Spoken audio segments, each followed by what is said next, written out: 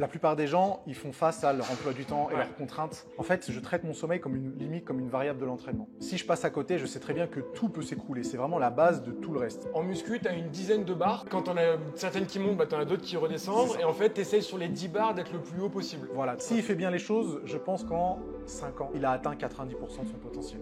Ah ouais, quand même. Salut à tous, c'est Anton Kiné dans cette nouvelle vidéo YouTube. Aujourd'hui, je suis avec Nassim. On va parler pendant plus d'1h30 de tout ce qui a attrait à la santé, à la musculation, au développement de la masse musculaire, mais aussi la limite entre la prévention de la blessure et la progression. On va parler volume d'entraînement, récupération. Un podcast hyper complet. Installez-vous confortablement. Et Nassim, merci beaucoup d'être là aujourd'hui. Let's go. Et Nas, au cas où, pour ceux qui ne te connaissent pas, présente-toi comme tu voudrais, s'il te plaît. Aïe, aïe, aïe, l'étape de la présentation. Tu sais que je pense que ma présentation, elle change au fur et à mesure des périodes. Là, je vais me définir comme coach sportif, parce que mine de rien, c'est par ça que j'ai commencé. Aujourd'hui, je peux me qualifier comme entrepreneur, entre guillemets, même si j'aime pas trop ce terme, mais j'ai plusieurs entreprises dans le sport. Donc, 2 salles de sport à Lyon. Je propose aussi des programmes de muscu sur Internet. Donc, les personnes qui veulent prendre du muscle ou perdre du gras, ils peuvent me prendre un programme pour faire ça en autonomie en salle de sport. Ouais. Et depuis, il y a forcément la chaîne YouTube. Donc ça, c'est ce qui me prend le plus de temps. Je partage des conseils à peu près toutes les semaines sur ma chaîne. Et depuis récemment, les compléments alimentaires. Ouais. Donc je propose des compléments. La gamme va s'étoffer au fur et à mesure des mois. Donc ça fait que je suis pas mal occupé. Tu dis toujours pas que tu es youtubeur? Bah, je pense que ça dépend de l'interlocuteur, ça dépend de la période. Avant, j'avais un peu de mal à le dire. Je me rappelle, tu en avais parlé sur ta chaîne. Ouais, j'avais un peu de mal à le dire. Et je pense que moi-même, je ne me considérais pas comme youtubeur. Maintenant, c'est d'une part parfaitement assumé. Et je pense aussi, étant donné que ma chaîne, maintenant, elle est quand même assez populaire, on va dire, j'ai moins de mal à dire je suis youtubeur, j'ai une chaîne où je propose des conseils de muscu. Ouais. Ça passe tout de suite un peu mieux. Ok. Voilà. Pour commencer par rapport à ça, ça va nous servir un peu de porte d'entrée de ce chapitre. Est-ce que tu pourrais nous expliquer, s'il te plaît, un petit peu une semaine type d'entraînement? Je sais que ça a quand même pas mal changé ces derniers temps. Est-ce que tu pourrais nous expliquer comment ça se déroule un petit peu? Alors actuellement, actuellement, je m'entraîne plus ou moins 14 fois par semaine, donc 2 fois par jour. Je fais toujours mon cardio ou activité aérobie en début de journée. Donc si je devais donner une heure, entre 9h et 10h à peu près du matin, sachant que je me réveille à peu près à 7h tous les matins. Ma première activité cardio en matinée, et puis j'ai mon activité de renfo musculaire l'après-midi, en général à 16h, 16h30, ce qui va être le cas aujourd'hui par exemple. Séance pec-dos juste après là. Je fais ça 7 jours sur 7. Après, je me laisse la liberté de récupérer de temps en temps lorsque je ne suis pas à Lyon ou que j'ai des événements, genre je sais pas, un repas de famille, je pars en week-end avec des amis ou avec ma copine, etc. Je me casse pas trop la tête sur les entraînements à ce moment-là. Parce que j'ai accumulé tellement de volume quand je suis à Lyon que tu vois, je peux partir l'esprit tranquille. Donc ça s'organise comme ça. Pour faire simple, tu as eu une transition course à pied, dont on va reparler un petit peu plus tard, que tu ne faisais pas à l'époque. Avant de la faire, est-ce que tu t'entraînais? Du coup, là, tu as vraiment 7 sorties course et 7 muscu. C'est ça. Est-ce qu'avant, tu avais juste 7 muscu ou est-ce que tu avais déjà 14 séances mais qui étaient faites différemment? J'avais que muscu. Donc un entraînement par jour. Et je t'avoue que c'était même pas tout le temps 7 sur 7, c'était plutôt entre 5 et 7. Entre 5 et 7. Et j'avais des jours de repos qui étaient plutôt instinctifs. Parce que bon, ça fait 18 ans que je fais de la muscu maintenant. Et je t'avoue que j'ai plus le format très strict de me dire 4 jours d'entraînement, 1 jour de repos. Je le faisais un peu plus au feeling. Et aujourd'hui, c'est toujours un petit peu la même chose en fin de compte. 4-1 pour toi, c'est un format habituel et classique? C'est un format qu'on retrouve beaucoup dans la communauté bodybuilding. Après, je t'avoue qu'on retrouve beaucoup de formats différents. Mais 4-1, en général, on entend beaucoup de pratiquants dire, brossiance ou pas, que tu t'es entraîné 4 jours de manière intensive, un petit jour de récupération avant de reprendre des entraînements intensifs après. C'est vrai que moi, au cabinet, je vois beaucoup le classique push-pull-leg chez mes patients. Et du coup, ils le doublent avec le dimanche repos. Et dans le CrossFit, quand tu passes ton level 1 de certif un petit peu pour pouvoir coacher, eux, ils prennent beaucoup le 3-1. 3 jours d'entraînement, 1 jour de récup, tu vois. Mais qui ne matchent pas toujours avec le planning aussi des gens où souvent ils cyclent sur 7 jours en fonction des modes de vie. Bien sûr.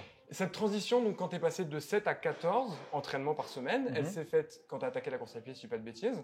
Comment est-ce que tu es passé de 7 à 14? Alors, elle s'est faite progressivement.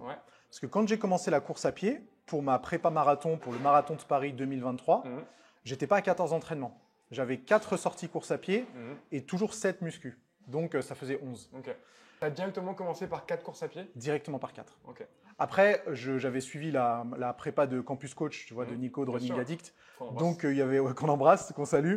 C'était très progressif. Donc, même de rajouter directement 4 entraînements de course à pied, vu que la programmation était bien et que bon, je suis quand même sportif, ça c'est bien passé. Il n'y a pas eu de problème. Donc 4, j'ai fini la prépa marathon. J'ai fini le marathon plutôt, avril 2023. J'ai pris quelques semaines de repos et puis après, je suis passé à 7 parce que non seulement ça me permettait d'avoir des sorties plus courtes, parce que je cours en volume hebdomadaire, je cours toujours autant, mais étant donné que j'ai 7 sorties au lieu de 4, bah, je peux courir moins longtemps. Et si tu veux, on pourra parler du pourquoi juste après. Je suis passé à 7 et bah, du coup, ça me permet d'avoir des séances un tout petit peu moins longues et toujours aussi efficaces. Ok, mais qu'est-ce qui fait justement que tu as préféré diviser ce volume de course à pied? Donc en fait, pour faire simple, c'est ce qu'on n'a pas compris, tu courais 60 km, au lieu de les courir en 4 fois, maintenant tu les cours en 7. Exactement. Je trouvais que l'association cardio et muscu, elle passait bien, hein, mais à partir d'une certaine distance de course à pied, je ne pouvais plus assumer les séances jambes de musculation. Qu'elles soient faites le jour même, la veille ou le lendemain, ça m'explosait. Quelle que soit la séance de course que tu faisais? C'était surtout lié à la distance. Donc que ce soit du fractionné ou une sortie footing, à partir de plus de 10 km, j'étais incapable d'assumer une séance jambes. Et vraiment, ça commençait à devenir, comment dire, non seulement douloureux, mais je perdais le plaisir de faire de la musculation. Et ça m'allait pas du tout. Donc je me suis dit, on fait comment? On abandonne la course à pied, hors de question.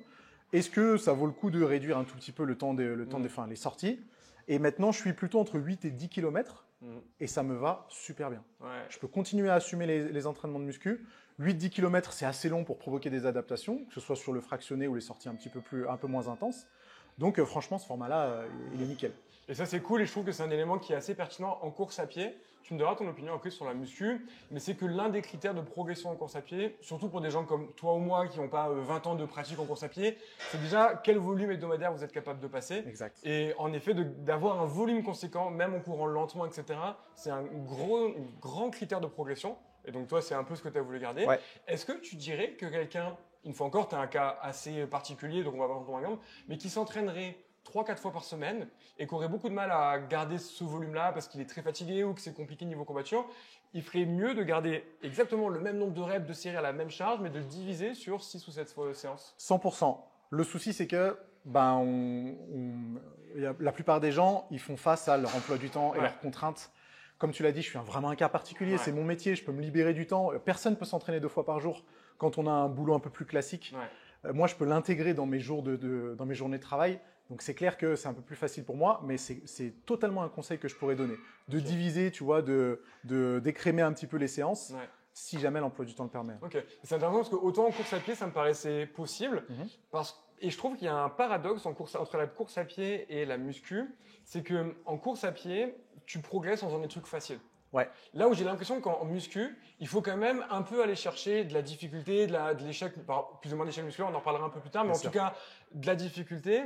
Et donc, je me dis, il faut quand même des séances dures. Non, ça serait quand même efficace de lisser un petit peu plus. Ça serait efficace. Alors après, ça dépend de l'expérience du pratiquant. Ça dépend probablement de ses objectifs, de l'intensité qu'il mettra aussi dans ses séances. Mais je pense que c'est totalement possible. En fait, en musculation, c'est particulier parce qu'aujourd'hui, sur les réseaux, je vois beaucoup de discussions entre quel est le plus important entre intensité et volume. T'en as fait une bonne vidéo d'ailleurs. J'en ai fait une vidéo. J'ai la miniature en tête. Ouais, voilà, exactement. Mais tu vois, aujourd'hui, quand tu écoutes les réseaux sociaux, tout le monde va se dire c'est l'intensité le plus important. Alors qu'on se rend bien compte qu'avec l'expérience, les deux sont aussi importants l'un que l'autre. Mais du coup, un pratiquant qui n'aurait pas 5 ans de musculation dans les pattes, s'il privilégie le volume, il va définitivement progresser. Est-ce qu'il progressera aussi vite que possible? Peut-être pas, mais il fera des gains musculaires, ça c'est sûr et certain. Oui, donc en tout cas, et ça c'est, je pense que sur ma chaîne, tu vois, on a peut-être plus de personnes débutantes ou moins expérimentées que ta chaîne. Et je pense que c'est un bon conseil quand on débute, c'est peut-être plus prioriser le volume que l'intensité. Et en tout cas, moi, en tant que kiné du sport, ça me paraît cohérent aussi d'un point de vue prévention des blessures. Absolument. Tu vois, de faire un peu plus de reps faciles, etc., plutôt que d'aller à l'échec musculaire sur chaque séance, surtout quand on débute. Totalement. Et après, il faut prendre quelque chose d'autre en compte, c'est que la prise de muscle ou même l'amélioration des capacités cardio, ça se fait sur le long terme. Donc, on s'en fout d'aller à l'échec une fois par semaine si c'est qu'une fois par semaine. On préfère accumuler du volume. Non seulement, ça sera une bonne façon de gagner en expérience niveau technique, de s'habituer à l'effort, etc., de préparer son corps, mais en plus, sur le long terme, il n'y a pas de débat, quoi. Et donc ça répond bien on va se recentrer sur toi, sur toi, sur la partie entraînement. Comment maintenant, de ton côté, une fois encore, c'est particulier au vu de toi, mais tu arrives à optimiser ta récupération? Tu parles souvent de tes vidéos de certains points qui te semblent très pertinents, Mais globalement, qu'est-ce que tu traques le plus? Sur quoi tu te focalises le plus sur cette partie-là? Le roi, le sommeil. Ouais, Tu ok. savais que j'allais répondre Ouais, ça. Je suis devenu, je dirais pas un psychopathe du sommeil, mais vraiment, je suis hyper attentif parce que je le sens. Enfin, j'ai pu expérimenter des bonnes nuits de sommeil, des mauvaises nuits de sommeil, me coucher à 22 heures, me coucher à minuit, dormir 8 heures, dormir 6 heures. J'ai virtuellement tout testé, un peu comme la musculation. La seule raison qui me permet de m'entraîner autant, c'est parce que mon sommeil est vraiment traité avec sérieux. En fait, je traite mon sommeil comme une variable de l'entraînement. Ouais. Je ne peux pas passer à côté. Si je passe à côté, je sais très bien que tout peut s'écrouler. C'est vraiment la base de tout le reste. Et quand je fais une mauvaise nuit de sommeil, j'ai pas envie de m'entraîner, j'ai envie de manger du sucre, je suis de mauvaise humeur. Et ça me fait rentrer dans un cercle vicieux qui fait que j'ai encore plus de mal à m'endormir la nuit d'après, j'ai encore moins de motivation pour m'entraîner, et ça casse tout en fait. Donc la seule condition qui me permet de m'entraîner autant, c'est le sommeil. Mais le truc, c'est que pour prendre soin de son sommeil, on s'aperçoit qu'il faut aussi prendre soin de sa nutrition, parce que les repas qu'on va manger, surtout avant de se coucher, vont avoir une influence sur le sommeil. Ouais. La quantité de calories, certains macronutriments peuvent aussi avoir une influence. On se rend compte que tout s'imbrique. Je t'avoue que c'était un peu ma deuxième question, donc tu peux développer. Mais comment du coup toi, alors on reviendra sur le sommeil après, mais là on est parti de nutrition. Qu'est-ce que toi tu traques sur la nutrition? Parce que nutrition, il y a tout. C'est vraiment un monde, on pourrait en refaire un podcast sur ta nutrition. Ouais. Mais globalement, toi, qu'est-ce que tu traques? C'est la qualité, le transformé, les macros, les horaires de prise, tu vois? C'est quoi les éléments les plus importants pour toi? Alors, je traque tout, mais pour le coup, les éléments les plus importants pour moi dans l'ordre, ça va être le total calorique, les totaux en macronutriments, le timing des nutriments, et la qualité. En fait, la qualité, ça englobe tout, parce que je ne peux pas mettre la qualité en numéro 4. J'essaye de consommer le moins transformé. Et je consomme le moins transformé possible. Je t'avoue que les seuls aliments qui sont transformés dans mon alimentation, c'est probablement ma protéine en poudre. Le reste, c'est des aliments bruts ou très proches du brut. Des aliments très simples. Et je t'avoue que je mange assez souvent la même chose parce que ça fonctionne bien sur moi. Mais du coup, effectivement, je traque calories, macros, timing des nutriments et bien sûr la qualité de mes aliments. Après, c'est une période un peu spécifique où je m'entraîne beaucoup, où je traque tout ça parce que j'ai des objectifs précis. Je l'ai pas fait, c'est pas quelque chose que je fais depuis que j'ai commencé la muscu. C'est probablement pas quelque chose que je ferai toute ma vie. Mais pour l'instant, c'est vraiment une période particulière, donc je mets toutes les chances de mon côté. Qui va en lien avec tes 14 entraînements que tu garderas peut-être pas toute ta vie non plus. Non. Parce que même si j'adore m'entraîner, et c'est vraiment ma passion, je sais aussi que c'est très chronophage. Et que mine de rien, il y a d'autres aspects de ma vie qui des fois méritent un peu plus d'attention. Ça peut être le boulot, ça peut être le pro. Et il n'est pas garanti que plus tard, dans quelques années, ou je ne sais pas si j'ai des enfants, je ne pourrais pas consacrer tout ce temps à l'entraînement. Ouais. Je t'avoue que ton gosse mangera sa quantité de macros. C'est sûr. Au lit. Moi, c'est moi qui cuisine à la maison et ma fille, toutes ses assiettes, c'est glucides, protéines, légumes, tu vois. Et c'est vrai que j'en parle avec des potes, des fois, sans aucun critère de jugement, chacun élève ses gosses comme il veut, etc. Mais moi, ma fille, au petit-déj, c'est flocons d'avoine en ce moment et beurre de cacahuètes et des fruits. Et franchement, c'est elle qui régale, tu vois. Donc c'est vrai que je pense elle a quel âge? Elle a 3 ans. Ah ouais, trop bien. Ah ouais. Et pas eu de problème à lui faire consommer ce genre d'avoine? Non, elle a commencé à taper dans les flocons d'avoine de sa maman au petit-déj c'est merveilleux. Et franchement, c'est hyper cool, tu vois, de se dire que ça, tu peux le transmettre. Donc, c'est vrai que les macros sont un peu plus durs à traquer quand c'est toi qui finis l'assiette de ta gamine en plus de l'assiette. Mais derrière, c'est des trucs que tu as envie de transmettre aussi, j'imagine. Ouais, totalement. Et ça, quand tu me dis que du coup, tu l'as testé, etc., tu nous as donné pas mal d'éléments. Est-ce qu'il y en a un, une fois encore, qui te paraît le plus important entre ta calorie, la quantité de macros, le côté transformé et les horaires de prise? Ou est-ce que c'est un ensemble et pour toi, il n'y en a pas un qui serait supérieur en efficacité, en récupération ou dans ton ressenti personnel? Je t'avoue que c'est plutôt un ensemble, même si... Alors aujourd'hui, je te dirais peut-être que la variable que je vérifie le plus, c'est le total calorique. Mais c'est juste parce que j'ai une bonne connaissance des aliments que je vais consommer et que un peu automatiquement, je vais avoir les bons réglages de macronutriments. Tu vois? Donc effectivement... Sur la journée, je traque principalement mon total calorique, mais c'est parce que je sais que mes macronutriments ils vont suivre de la bonne façon et que mon timing de nutriments il est dicté par mes entraînements et mon sommeil. Donc voilà. Et qui va un petit peu avec, tu nous as parlé un peu de compléments. Est-ce que là, pareil, il y a des trucs spécifiques que toi tu prends qui, tu sais, te permettent de tenir ce volume-là de 14 fois par semaine? C'est assez simple, j'ai protéines en poudre et à peu près tous les jours en fait, protéines en poudre. Et après... Mais ça, plus dans un but d'avoir assez de protéines de manière journalière. Parce que c'est compliqué. Absolument. Je sais pas, tu as combien de grammes de protéines?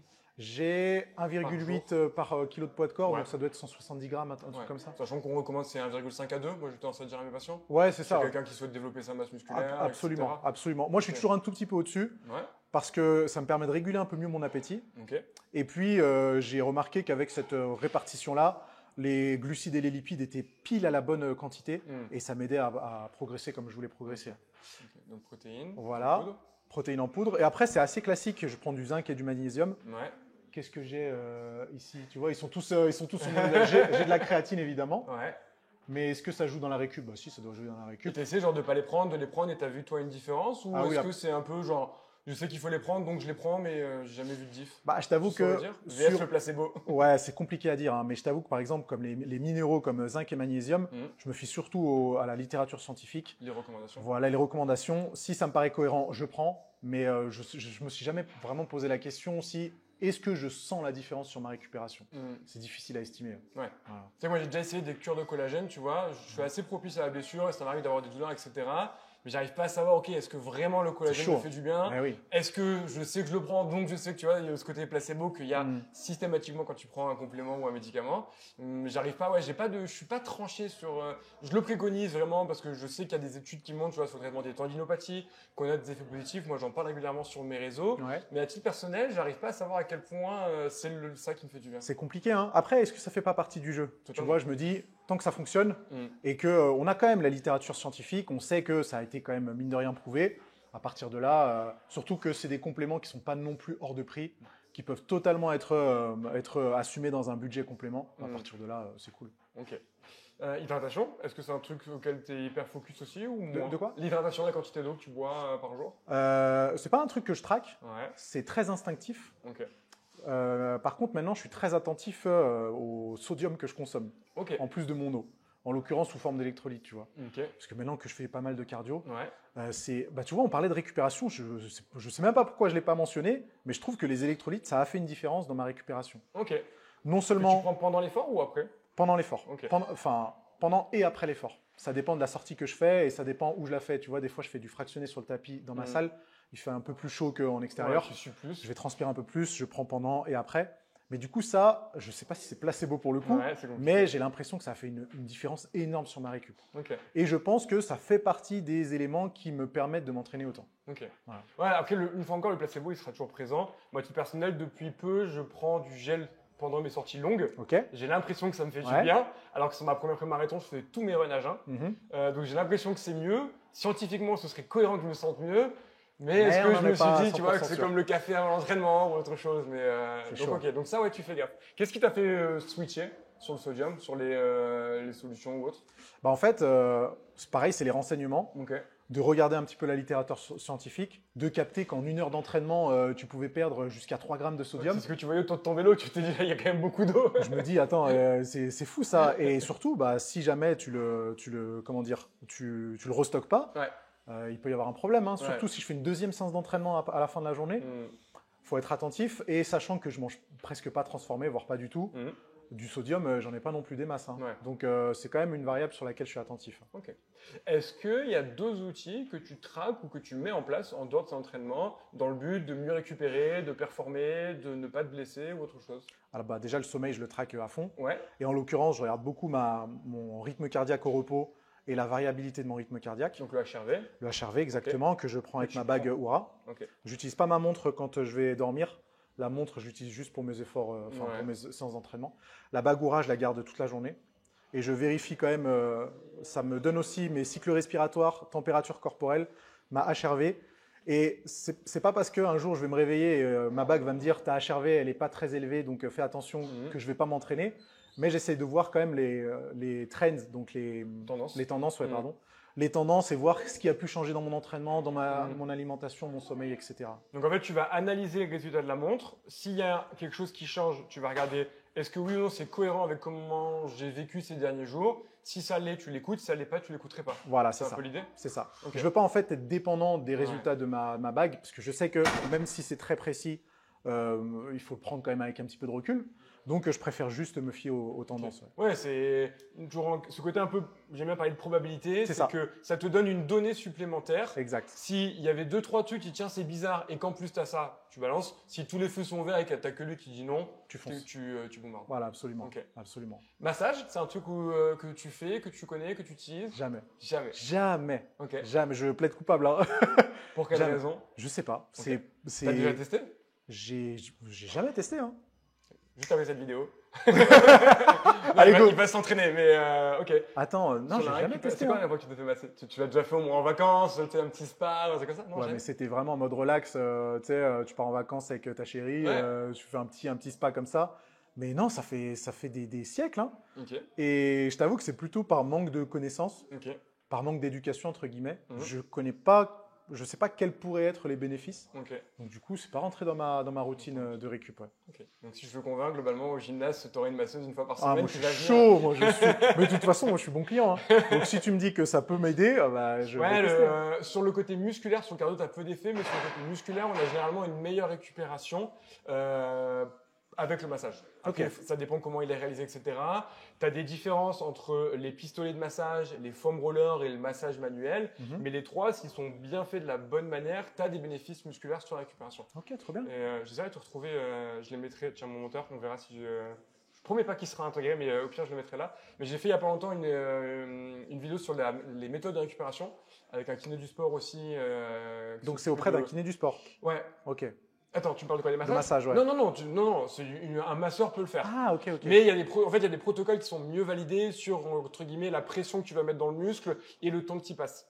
Moi, j'avais fait une vidéo au début de ma chaîne où j'avais fait, pour tester les pistolets de massage, il y a 3 ans, c'était un peu la grosse mode, et je m'étais massé que la cuisse droite pendant un mois. Et je me suis dit, tiens, on va regarder, je faisais beaucoup de crossfit à l'époque, donc beaucoup de jambes, est-ce que je vais sortir une différence? Récup, courbature, etc.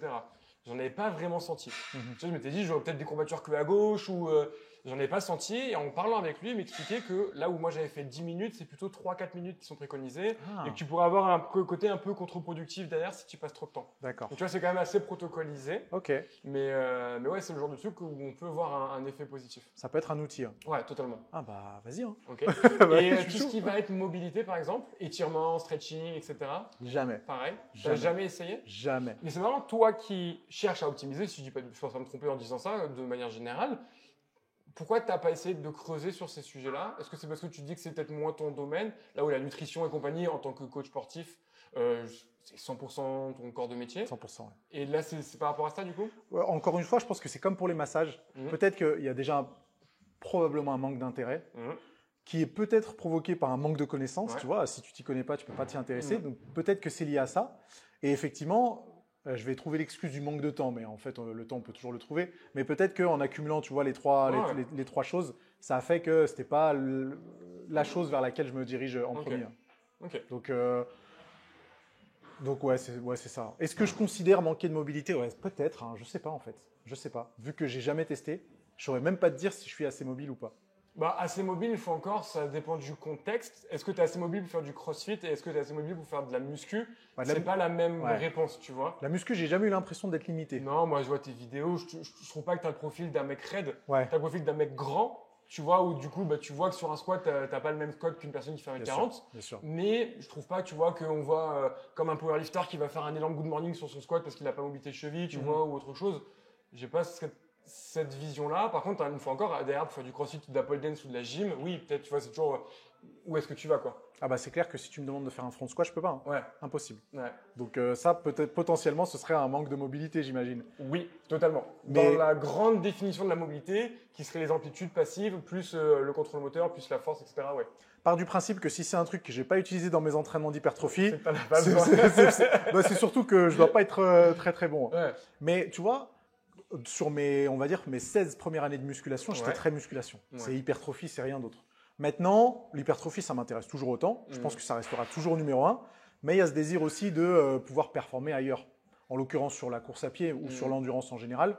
Et peut-être que ça va se transformer en d'autres disciplines aussi, Ouais. qui demanderont d'être un petit peu plus mobile, ou peut-être juste que mon âge me demandera aussi de prendre un petit peu plus de soin de ça. Ouais. Donc c'est clair que je ne suis pas du tout fermé à la possibilité d'intégrer ça à une routine dans le futur. De toute façon, ça m'amène à la question qui va avec, qui serait, est-ce que tu ressens actuellement des gênes ou des douleurs? Il y a la seule douleur la seule gêne que je ressens et qui revient systématiquement, genre tous les mois, c'est les cervicales. Ok.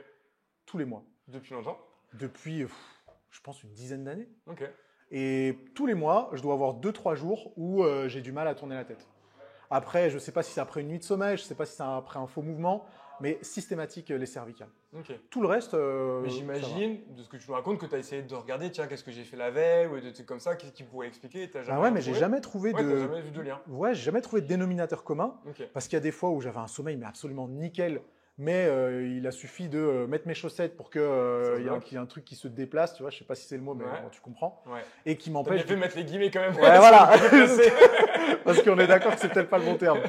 Mais tu vois, du coup, qui m'empêche d'être parfaitement mobile. Mais c'est cette sensation qu'on a par contre, que c'est déplacé. C'est cette sensation. Que t'es bloqué, que tu as Absolument. cette pointe là qui fait que tu peux plus tourner. Oui. Mais d'après ce que j'ai compris, il n'y a rien qui est déplacé. Ouais, exactement. Et c'est juste un message qui est envoyé et qui nous donne l'impression qu'on a mal quelque part ou que quelque chose est bloqué. Valide, ouais. Mais ça revient tout le temps. Ok. Sinon, le reste du corps, non. Ok. Même quand tu as augmenté ton volume de course, etc., tu n'as jamais eu de blocage ou de douleur ou autre chose? Jamais. Enfin, tant mieux, hein, je touche du bois. Ouais, bien sûr. Ouais. Mais tu vois, pas de douleur au genou, pas de douleur aux chevilles, enfin rien en fait. Hein. Ouais. Donc, et tu vois, je pense que c'est l'une des raisons pour laquelle tu n'as jamais eu envie d'aller chercher plus loin en mobilité. Peut-être. C'est que tu te sens bien. Ouais. Et fait que moi, la plupart de mes patients qui ont des routines de mobilité, qui ont un petit peu tout ça, c'est des patients qui souffrent en fait. Et qui ont trouvé des vidéos YouTube de moi, de Greg, etc., tu vois, de training thérapie où, ok, ils ont ça, ils ont essayé de trouver des solutions qui leur ont fait du bien et donc ils ont gardé ces routines-là. Carrément, ouais. Comme toi, tu as voulu optimiser ta performance, donc tu as traqué ton sommeil et tu as gardé des routines de nutrition. Mais vu que tu te sens bien dans ton corps, tu n'as jamais eu besoin d'essayer de te faire masser, parce que masser, souvent, c'est aussi une porte d'entrée pour essayer de réduire une douleur ou de faire des routines de mobilité. Donc, je te le souhaite, en fait, de jamais en avoir besoin. Après, bon, je suis quand même éducateur sportif, donc pour mon éducation, tu vois, personnelle, ça pourrait être une bonne idée de tester. Ouais. Et un autre point, c'est qu'en effet, tu t'en parlais, ta pratique, je trouve qu'elle s'est quand même, c'est varié. Je te suis pas depuis le début, mais ça fait quand même pas mal d'années que je te suis. Je vois que tu fais un marathon rameur. Si tu es raide comme un bout de bois, tu ne tiens pas ton marathon rameur. Tu as trop mal au dos, tu as trop mal, etc. Tu vois, je vois que tu fais des burpees. Quand tu fais des burpees, tu as besoin d'un minimum de mobilité, tu vois, au niveau de tes hanches, etc. Tu vois, les gens qui sont hyper raides, les burpees, c'est l'enfer pour eux. En fait, parce qu'ils luttent contre leur propre raideur, en plus de lutter contre le burpees qui est déjà difficile. Et donc, d'avoir ajouté d'autres mouvements un peu plus comme ça, je pense que ça te permet d'entretenir un minimum, tu vois, ta mobilité aussi. Il y a des chances. Hein. Après, corrige-moi si je me trompe, mais le fait d'avoir pratiqué la muscu, même si c'était full hypertrophie, avec quand même des amplitudes correctes et surtout une technique correcte, probablement que ça m'a un petit peu aidé à ne pas être raide, tu vois, totalement. Raide de fou. Et ça, d'ailleurs, j'aimerais bien faire une vidéo YouTube, tu vois, ce qui serait d'expliquer que la musculation n'enraidit pas, mais que c'est la manière dont on pratique la musculation qui va enraidir. Mais si tu fais des dips et que tu as l'habitude de descendre le plus bas possible sur tes dips, en fait, tu vas entretenir et voire même développer ta mobilité d'épaule. Tu vois. Et en effet, si tu me dis que dans ta pratique, tu essayes d'avoir des grandes amplitudes, évidemment, si tu fais un squat complet, évidemment, tu vas avoir beaucoup plus d'amplitude de hanche, de cheville, de lombaire que si tu fais que des quarts de squat. Carrément. Donc, je pense que la pratique de la muscu peut être une très bonne manière d'entretenir, voire même de développer la mobilité chez quelqu'un qui est raide. Donc, tu vois, c'était un peu mon approche. Quand je me vois faire du soulevé de terre jambes tendues, tu vois, tout se passe bien. Pareil, les dips, je peux descendre, mais je peux descendre au maximum sans avoir aucune douleur. Avoir l'épaule qui tape sur le support. Aucun problème sur ça, donc je pense que ça a joué un petit peu. C'est une très bonne manière de l'entretenir. Donc non, c'est cohérent. Ça me rassure. Et alors, du coup, la question subsidiaire serait, imaginons demain une douleur apparaît. Comment tu le gérerais? J'ai n'importe quoi, tu t'entraînes, douleur de genou, tu t'entraînes, une douleur d'épaule sur tes dips. Vu que tu n'as jamais été confronté à ça, mis à part des blocages cervicaux, comment toi tu l'appréhenderais? Qu'est-ce que tu essaierais de mettre en place? Qu'est-ce que tu ferais? C'est une bonne question. Je t'avoue que j'ai jamais pensé. Ok. Probablement que, alors ça m'est déjà arrivé d'avoir des petites gênes, mais pour moi c'est des trucs passagers et qui ont effectivement été passagers et qui ne demandaient pas d'approfondir la chose. Je suis pas trop partisan de m'inquiéter plus que nécessaire. Et effectivement, ça m'est arrivé 2 séances jambes de suite de me dire ah mon genou, il siffle un peu. Je me sens pas aussi bien qu'habituellement. Mais avant de prendre des dispositions, tu vois, je continue un petit peu. Je continue un petit peu, peut-être que j'adapte, je vais peut-être pas aller à l'échec, je vais peut-être pas utiliser la charge de travail que j'utilisais auparavant, je vais peut-être passer un petit peu plus de temps sur l'échauffement. Donc j'avoue que j'ai pas pris de dispositions nécessaires. Mais je pense être quand même, étant donné que c'est mon métier, Ouais. assez bien renseigné pour ne pas travailler sur une blessure ou en tout cas ne pas faire la tête de mule à me dire ok, j'ai mal à l'épaule, j'ai mal au genou, je vais continuer parce que j'ai un programme à faire. Je pense que j'irai voir quelqu'un, mais tu vas me dire, mais t'iras voir qui? Non, bah non, parce qu'à Lyon, t'en as plein des gens compétents. Ouais, donc j'irai voir. Encore de métier, tu veux dire? Ouais, encore Ah de oui, métier parce que je plutôt. croyais que t'allais me donner un nom, genre. Non, non, non, non. J'irai voir qui? Kiné, médecin du sport? Je sais pas. Ouais, c'est compliqué. De toute C'est façon, compliqué. en France, le parcours de soins est compliqué.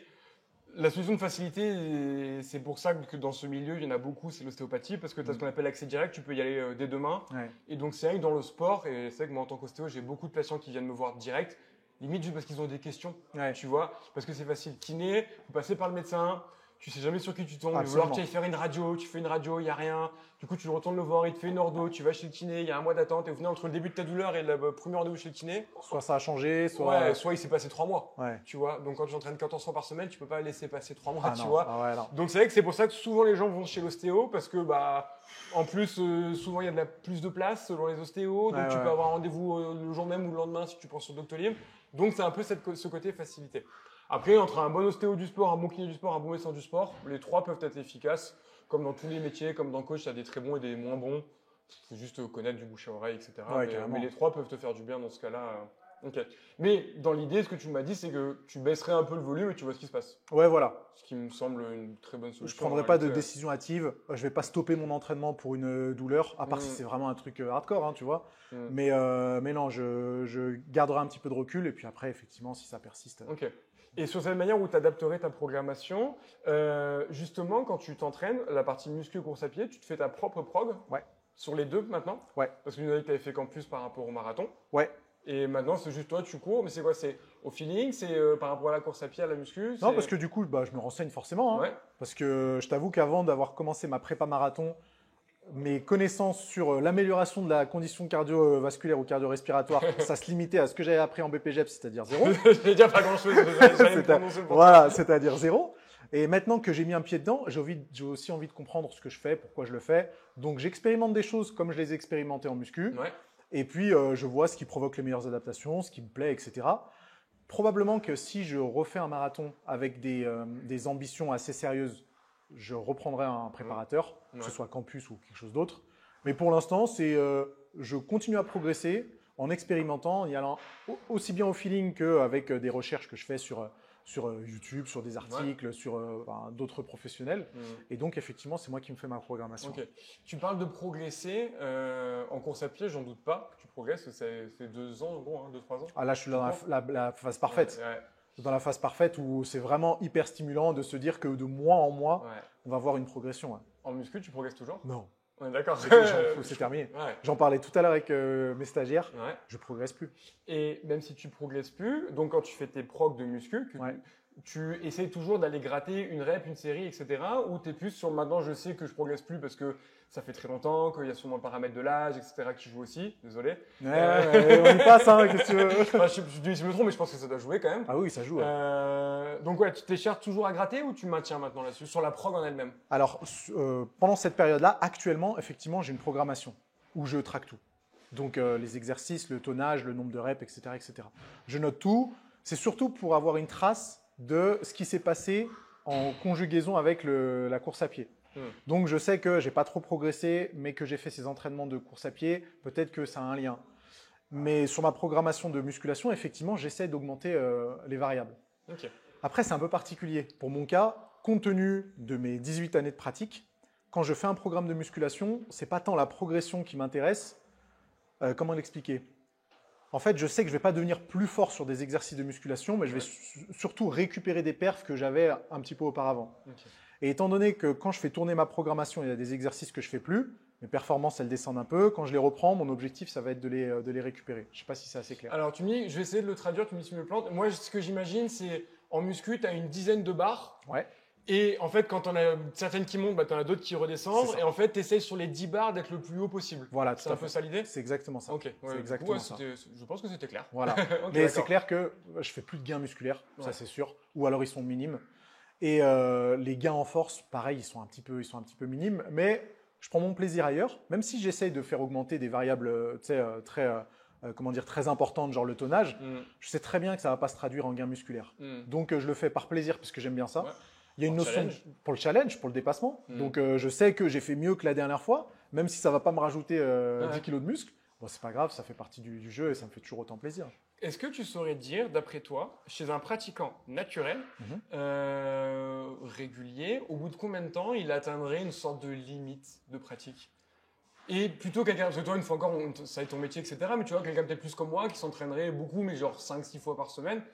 Au bout de combien de temps je peux me dire, ok, là, si je progresse pas, c'est pas un problème de prog ou de récup, mais peut-être plus que je commence à arriver naturellement à une fin de progression, ou alors cette loi de Pareto où je vais mettre à nouveau 80% d'énergie pour 5%, enfin même si c'est 80%. Ouais. Tu dirais que ce serait combien de temps On part du principe que ce pratiquant fait bien les choses. Oui, c'est ça. S'il fait bien les choses, je pense qu'en 5 ans, il a atteint 90% de son potentiel. Ah ouais, quand même. S'il fait bien les choses. Oui, si tout est optimisé. Si tout est optimisé, je pense qu'en 5 ans, il a atteint 90% de son potentiel.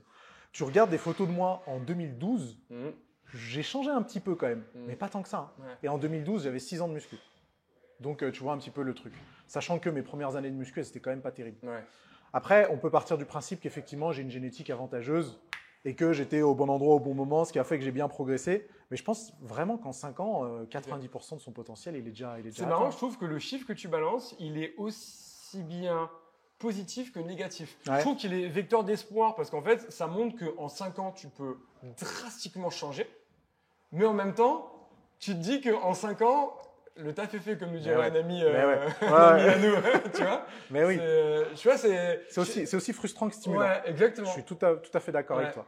Après, les gens qui vont regarder ou écouter le podcast, il faut pas qu'ils trouvent cette estimation frustrante. Ouais. Parce que déjà, peut-être que je me trompe. Oui. Et d'un autre côté, il faut plutôt voir le côté stimulant, de se dire, allez, je vais mettre toutes les chances de mon côté. Ouais. Que ça arrive en 5 ans, en 3 ans ou en 7 ans, au final… Ouais. Sachant que tu me trompes, mais tu as quand même dit, si tout est fait parfaitement. Si tout est fait parfaitement. Et je pense que beaucoup de personnes ne font pas tout parfaitement. Absolument. Par manque de temps, par manque de connaissances, parce que la vie… Des fois, tu fais tout parfaitement, mais tu te prends un mois de vacances, et du coup, etc. Yes. Donc, ce serait vraiment… la minimum bas, quoi, on va dire. Absolument. Et puis, on sait aussi que dans la muscu, la part de génétique, l'importance de la génétique dans tes résultats, ça fait quand même beaucoup de travail. Ok. Ça me va. Dernière question sur toi. Est-ce qu'il y a encore des éléments que tu essayes d'optimiser plus? Donc, tu nous as dit, bon, globalement, le sommeil, c'était religieux. Mais est-ce qu'en ce moment, tu dis, ok, là, mon axe d'amélioration, ce serait quand même là-dessus. Je sais que là, je pêche. Peut-être que je suis à 99% de ce que je peux faire sur le sommeil, mais je suis qu'à 40% sur ce que je peux faire sur d'autres éléments, ou un truc que tu as découvert il n'y a pas longtemps. Enfin, tu vois, c'est quoi un peu là, en ce moment l'axe? Peut-être que c'est lié à mon âge et à ma sagesse grandissante. Je médite. Ouais, mais j'allais dire que c'est plutôt les choses qui sont moins concrètes et plus abstraites. Okay. Donc, ce qui va se passer psychologiquement, par exemple. Donc, mon rapport avec la souffrance, mon rapport avec la discipline, mon rapport avec le bonheur, la tristesse, enfin, j'en sais rien. Et comment ça peut s'appliquer à ma vie pro, ma vie sportive, ma vie perso. Et en fait, je fais la différence pro, sport et perso, mais en fait, tout est lié. Imbriqué, parce que le sport, c'est un peu mon métier métier, c'est le sport. Le perso, il va forcément avoir une influence sur tout ça. Donc, j'essaie d'en apprendre encore plus sur moi, d'un point de vue un peu plus abstrait. Okay. Je sais que ça fait un peu énergie, etc., mais c'est pas le cas. C'est cohérent. Mais tous les sportifs passent par là, de toute façon. Ouais. Et l'aspect psychologique est hyper important. Ouais. Et je sais que, de toute façon, si j'ai envie d'accomplir encore certaines choses d'un point de vue sportif, en l'occurrence, je sais pas, encore un marathon, peut-être un Ironman, enfin, ça peut être tout et n'importe quoi. Un autre sport. La part de psychologique, elle est quand même importante. Vu que niveau sportif, mine de rien, j'ai quand même un bagage qui est assez important. Donc, ce serait plutôt sur ça que j'aurais envie de continuer à progresser, à en apprendre. Je sais que ça fait très sage. Ça fait très sage, Nassim. Ouais, il manque plus que la barbe blanche et là, on est bon là. Canon. Je vais t'amener sur un deuxième point où là on va un peu se foutre sur la gueule. Allez, c'est parti. Non. Ça va être évidemment bienveillant. L'idée c'est peut-être plus de discuter sur certains points. On a déjà pu discuter sur Insta, on en parle des fois. Tiens, pourquoi tu l'as dit comme ça? Qu'est-ce que tu en as compris? Peut-être des points où on est un peu moins en accord, avoir un peu ton opinion, etc. Pour commencer, moi j'ai l'impression par exemple que les conseils que tu donnes sur ta chaîne sont quand même assez pointus. Et ce serait justement cette loi de Pareto, des conseils qui seraient plus bénéfiques, même si donc pour tout le monde, mais ciblés sur des gens qui ont déjà fait 80% du taf que chez un pratiquant plus lambda. T'en penses quoi de ça? Est-ce que tu es d'accord? Est-ce que c'est un but? Est-ce que non, pour toi, même quelqu'un qui commence doit suivre ces éléments? Je suis 100% d'accord. Ok. Ceci dit, quand tu regardes tout le contenu que j'ai fait, Oui. il y a quand même pas mal de contenu qui est destiné aux débutants. Oui. Mais j'avoue que, en fait, je fais du contenu qui aussi me plaît. Mhm. Et c'est pas que ça me déplaît de continuer à aborder des notions qui sont très très débutantes, hein, mais j'avoue que je suis aussi stimulé dans la recherche, tu vois, du détail et dans le pointilleux. Donc c'est totalement assumé. Mhm. C'est quelque chose dont je suis parfaitement conscient. Ok. Et je suis tout à fait d'accord pour dire que effectivement, quand on débute, on n'est pas obligé de s'inquiéter de tous ces détails que certaines fois j'aborde en long, en large et en travers. Ok. Et donc, par exemple, si une personne qui va débuter, à quel point pour toi c'est important? Un élément, par exemple, dont tu parles beaucoup dans tes vidéos qui me semble te tenir à cœur, ça va être par exemple des trajectoires. Ouais. Chez toi, chez un débutant, est-ce que tu as cette vision de non, il peut tirer, j'exagère un peu n'importe comment, ça lui fera du bien? Ou alors, est-ce que tu es plus dans la vision de non, autant lui apprendre tout de suite les bons mouvements? Alors, Ou non. encore une autre vision d'ailleurs. Ah non, carrément, que pour un débutant, il tire, ça se passera bien. Ok. Et je pense que, d'ailleurs, tu me rejoindras sur ça, limite, c'est même peut-être mieux pour lui d'apprendre à tirer un petit peu, pas dans tous les sens, mais ne pas être complètement fixé sur une trajectoire, potentiellement que ça lui apprendra justement à pouvoir gérer différentes positions sans avoir de problème par la suite. Ok. Mais après, j'avoue que plus vite l'apprentissage d'une bonne technique, pas de la technique parfaite, hein, mais Ouais. d'une bonne technique sera fait rapidement, mieux ce sera. Pour Ok. l'hypertrophie. Je précise bien à chaque fois que les conseils que je donne, c'est vraiment hypertrophie. Et je suis bien conscient que lorsqu'on a envie de coupler ça avec d'autres sports, ou que la musculation, l'hypertrophie, l'objectif d'hypertrophie, ça ne vient pas en tout premier, mais en troisième et en quatrième, peut-être que les conseils que je donne, ils vont être un peu moins pertinents et qu'il faudra s'y prendre de façon un tout petit peu différente. Ok. Donc ça, j'essaye de le préciser à chaque fois pour bien qu'on comprenne que si tu fais de la boxe, de la course à pied et en troisième de la muscu, ok, tes tempos d'exécution, bon, c'est pas trop grave, ta courbe de résistance, bon, on s'en fout un petit peu, tes trajectoires parfaites, bah, c'est pas le truc le plus important. Mais je pars aussi du principe que les gens qui suivent ma chaîne, ils ont un peu les mêmes objectifs que moi. Ouais. Peut-être que je me trompe, hein. Mais en tout cas, je pars un peu de ce principe et j'aime bien partager ce genre de notions. Que justement, je suis pas sûr, parce que je pense qu'en général, tu as des gens qui te suivent, qui ont une vision commune. Oui, totalement. Moi, je vois les gens qui me suivent d'un point de vue sur les réseaux, ils ont une petite déjà affinité pour la santé. Si je leur dis la sédentarité, c'est trop chouette, ils vont me défoncer, tu vois, ils savent qu'il faut bouger, etc. Ah, Donc, je pense qu'on a d'accord. une communauté qui nous ressemble de manière Ouais. générale. Juste pour être sûr, quand tu dis hypertrophie, prise de masse musculaire, tu valides Ouais. point de vue pour les gens de manière générale? Oui, mais dans un but, je vais dire, dans un but purement esthétique. Ouais. C'est-à-dire que la performance ne nous intéresse pas. Tout ce qu'on veut, c'est vulgairement avoir plus de muscles. Ok. Voilà, avoir plus de muscles et construire son physique de la même manière qu'un sculpteur pourrait sculpter quelque chose. Ouais. Donc pas de recherche de performance. Mhm. C'est ça que j'appellerais l'hypertrophie. Ok, ça marche. Et quand tu parlais tout à l'heure de bonne réalisation, de bonne technique, tu entends quoi par là exactement? Comment tu arriverais à le définir ou à quoi tu penses? Selon moi, dans un objectif d'hypertrophie, encore Mhm. une fois, il y a effectivement une manière d'effectuer des exercices qui sera plus pertinente que d'autres. Ok. Concrètement, dans un objectif d'hypertrophie, on va essayer de se mettre dans un désavantage maximal d'un point de vue mécanique. Ok. On ne veut pas s'avantager, ce qui est tout à fait à l'opposé des sports de performance. Oui. On veut au contraire s'avantager pour s'économiser et pour pouvoir soit soulever le plus lourd, soit courir le plus vite, etc. En hypertrophie, c'est totalement différent parce qu'on essaye d'isoler le plus possible le groupe musculaire qu'on a envie de travailler. Et ça, c'est pas efficace. C'est pas de l'économie, au contraire, et c'est ce qu'on essaye de faire. Et pour moi, il y a une technique précise qui peut bien sûr changer en fonction de la morphologie, en fonction du pratiquant, mais il y a une technique optimale pour arriver à cette fin-là. Ok, c'est intéressant. Tu vois, c'est un truc que j'avais pas en tête. Quand tu parles de bonne technique, en fait, tu parles pas de la même chose que moi. Tu vois, une fois Non, encore. non. Là où moi, en termes de bonne technique, je vais plutôt penser à une sorte de balance bénéfice-risque. Tu vois, c'est-à-dire que par exemple sur un squat, ce serait comment je vais placer mes lombaires pour avoir le meilleur recrutement musculaire et le moins de contraintes sur les disques intervertébraux. Ok. Alors que toi, ce serait plus comment je vais me placer pour avoir, si je le bosse dans un but de développer mes quadris ou mes grands fessiers, la meilleure activation, la meilleure hypertrophie, vu que toi, tu parles toujours d'optimiser ton hypertrophie. C'est ça. Tu disais que, et ça c'est assez intéressant aussi, que tu te rajoute le plus de difficultés, je vais le repréciser. Ouais. Par exemple, si je prends l'exemple opposé, ça va être un powerlifter qui, sur le développé couché, va ponter énormément pour réduire l'amplitude et le mouvement de sa barre. Tout à fait. Donc toi, tu dirais que tu pourrais ne pas être amené à ponter parce que ça augmenterait le chemin à parcourir, donc ça rendrait l'exercice plus difficile. C'est exactement ça. Ok. C'est exactement ça. Toi, tu pontes? Moi, je ne ponte pas. Ok. À 0%. Ok, donc Non, tu es vraiment. complètement plat sur Je conserve ma cambrure naturelle, mais vraiment, je fais en sorte d'être, encore une fois, le plus désavantagé mécaniquement. Donc, je veux que ce soit que mon grand pectoral qui intervient. Je suis bien conscient que ce n'est pas possible à 100%, mais en tout cas, je veux réduire au maximum l'intervention de n'importe quel autre groupe musculaire, que ce soit triceps, deltoïdes, dorsaux, tout ce que tu veux. Je veux vraiment que la majorité de la sollicitation soit faite grâce au grand pectoral. Et c'est la même chose pour tous les autres exercices, qu'ils soient polyarticulaires ou non d'ailleurs. Que ce soit un squat, un soulevé de terre, un développé couché ou des élévations latérales, plus l'intervention des groupes musculaires qui ne m'intéressent pas est basse, mieux ce sera. Et pour moi, ça implique une technique qui est presque robotique, qui est au millimètre près. Et je suis bien conscient, encore une fois, je l'ai déjà précisé, mais on va le repréciser encore une fois, je suis bien conscient que c'est un peu contre nature. Et que potentiellement, enfin, j'en sais pas, mais je pense que nos groupes musculaires ne sont pas faits pour travailler tout seuls, qui sont faits pour travailler en synergie, encore une fois dans une logique d'économie, pour se préserver. Quand tu lèves le bras, ce ne serait pas très économe de ne solliciter que le deltoïde moyen. C'est plutôt un ensemble de muscles qui va s'en occuper. Et de toute façon, s'il n'y a pas le coffre de rotateur, tu te fais une tonne de voilà, bon, bah, le kiné. Direct, le kiné, il est là. Donc, je suis bien conscient que l'hypertrophie, c'est un peu contre nature. Et dans ce sens-là, c'est pour ça en fait qu'on peut être en désaccord sur certaines choses. C'est que c'est deux objectifs qui sont totalement opposés.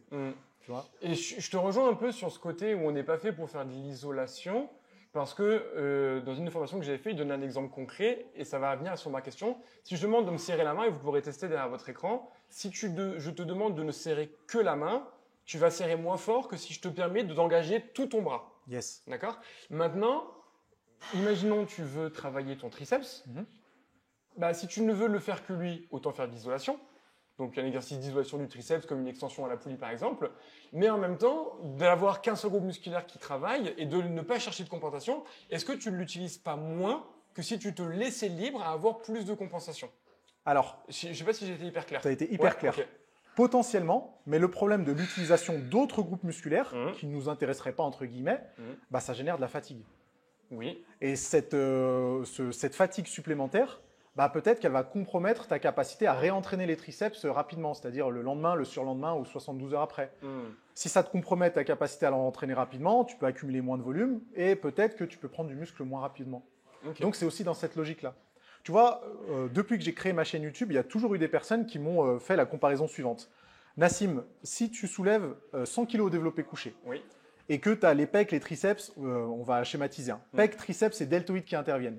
Pectoraux à 70%, triceps à 20%, deltoïdes à 10%. Ça nous fait 100%.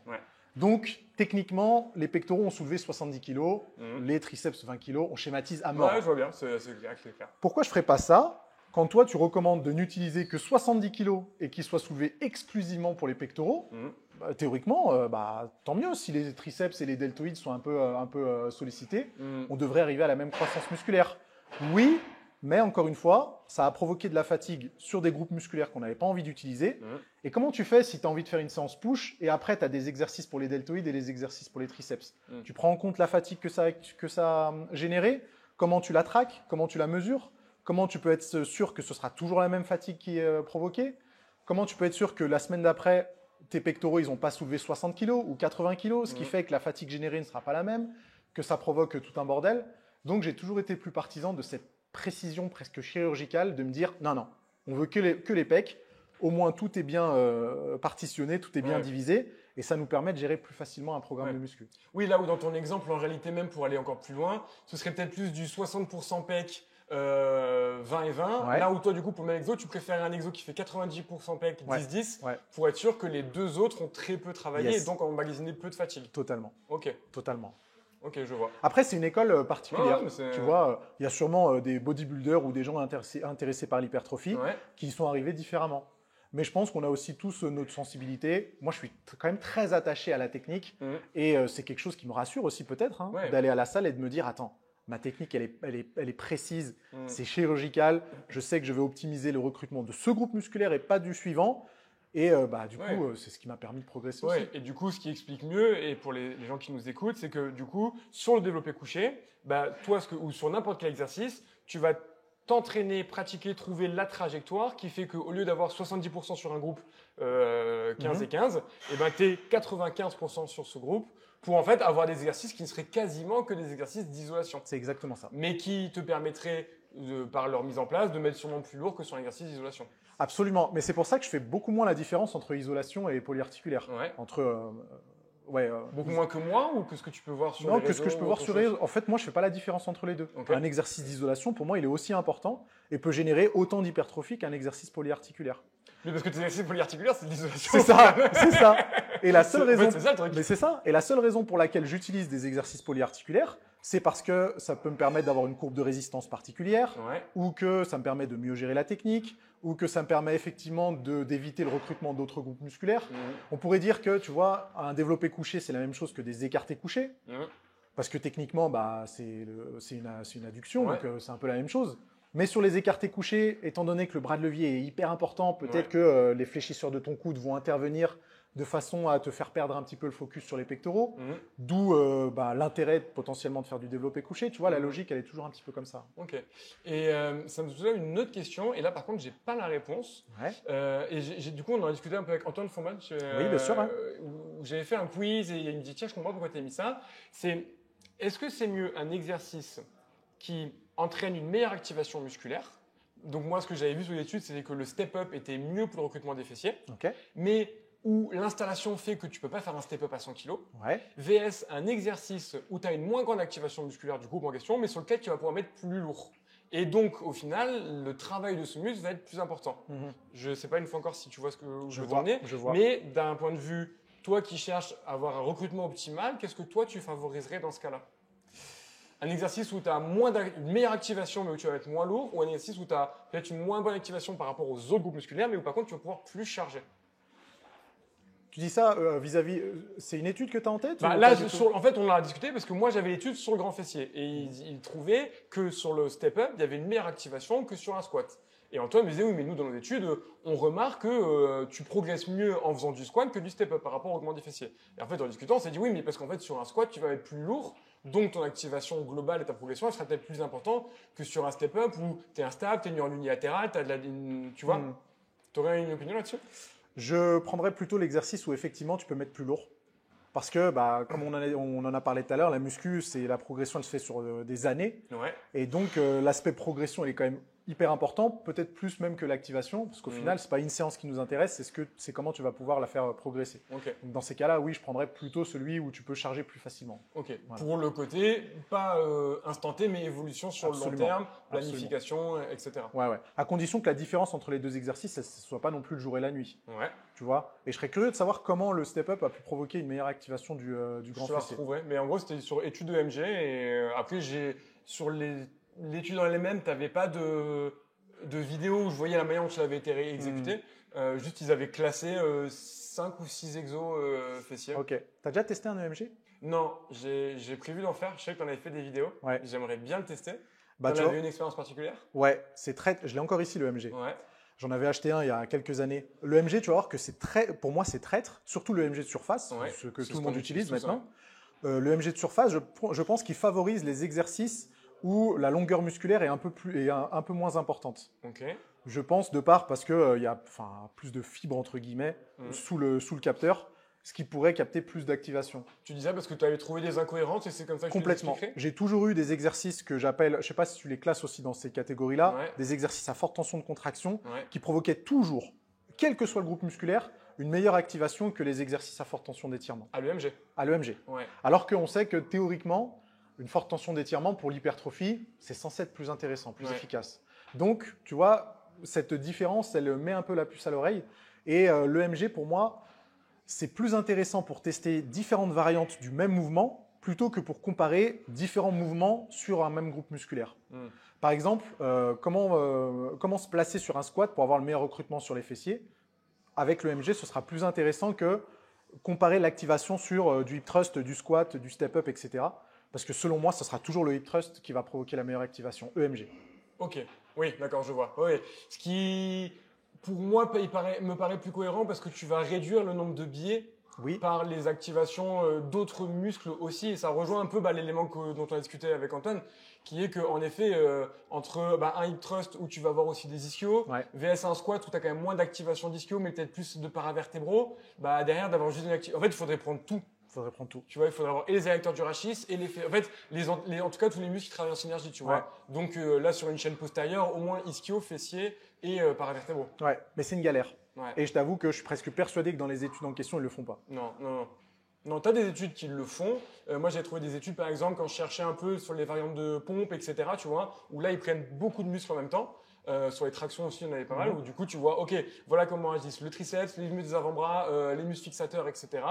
Mais ils comparaient un seul exo et sur les variantes de l'exo, les différentes activations des autres muscles. Donc ça rejoint ce que je nous dis en final. Ouais, carrément. Et ça te paraît plus cohérent. Ouais, et ça vaut le coup de tester, je pense que ça va beaucoup t'intéresser. En plus, maintenant, c'est plus abordable, c'est plus facile d'utilisation, donc c'est toujours bon à avoir en fin de compte. Ok. Par rapport justement à ce côté bon et mauvais exercice, quelle est ta vision, toi, sur ce qui serait dangereux ou pas dangereux?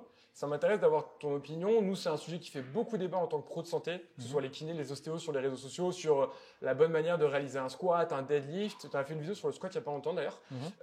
Est-ce que c'est un truc sur lequel toi, tu fais spécialement attention? Ou alors non, c'est tout pour l'optimisation musculaire? Tu connais la réponse. Tout pour l'optimisation musculaire. Ok.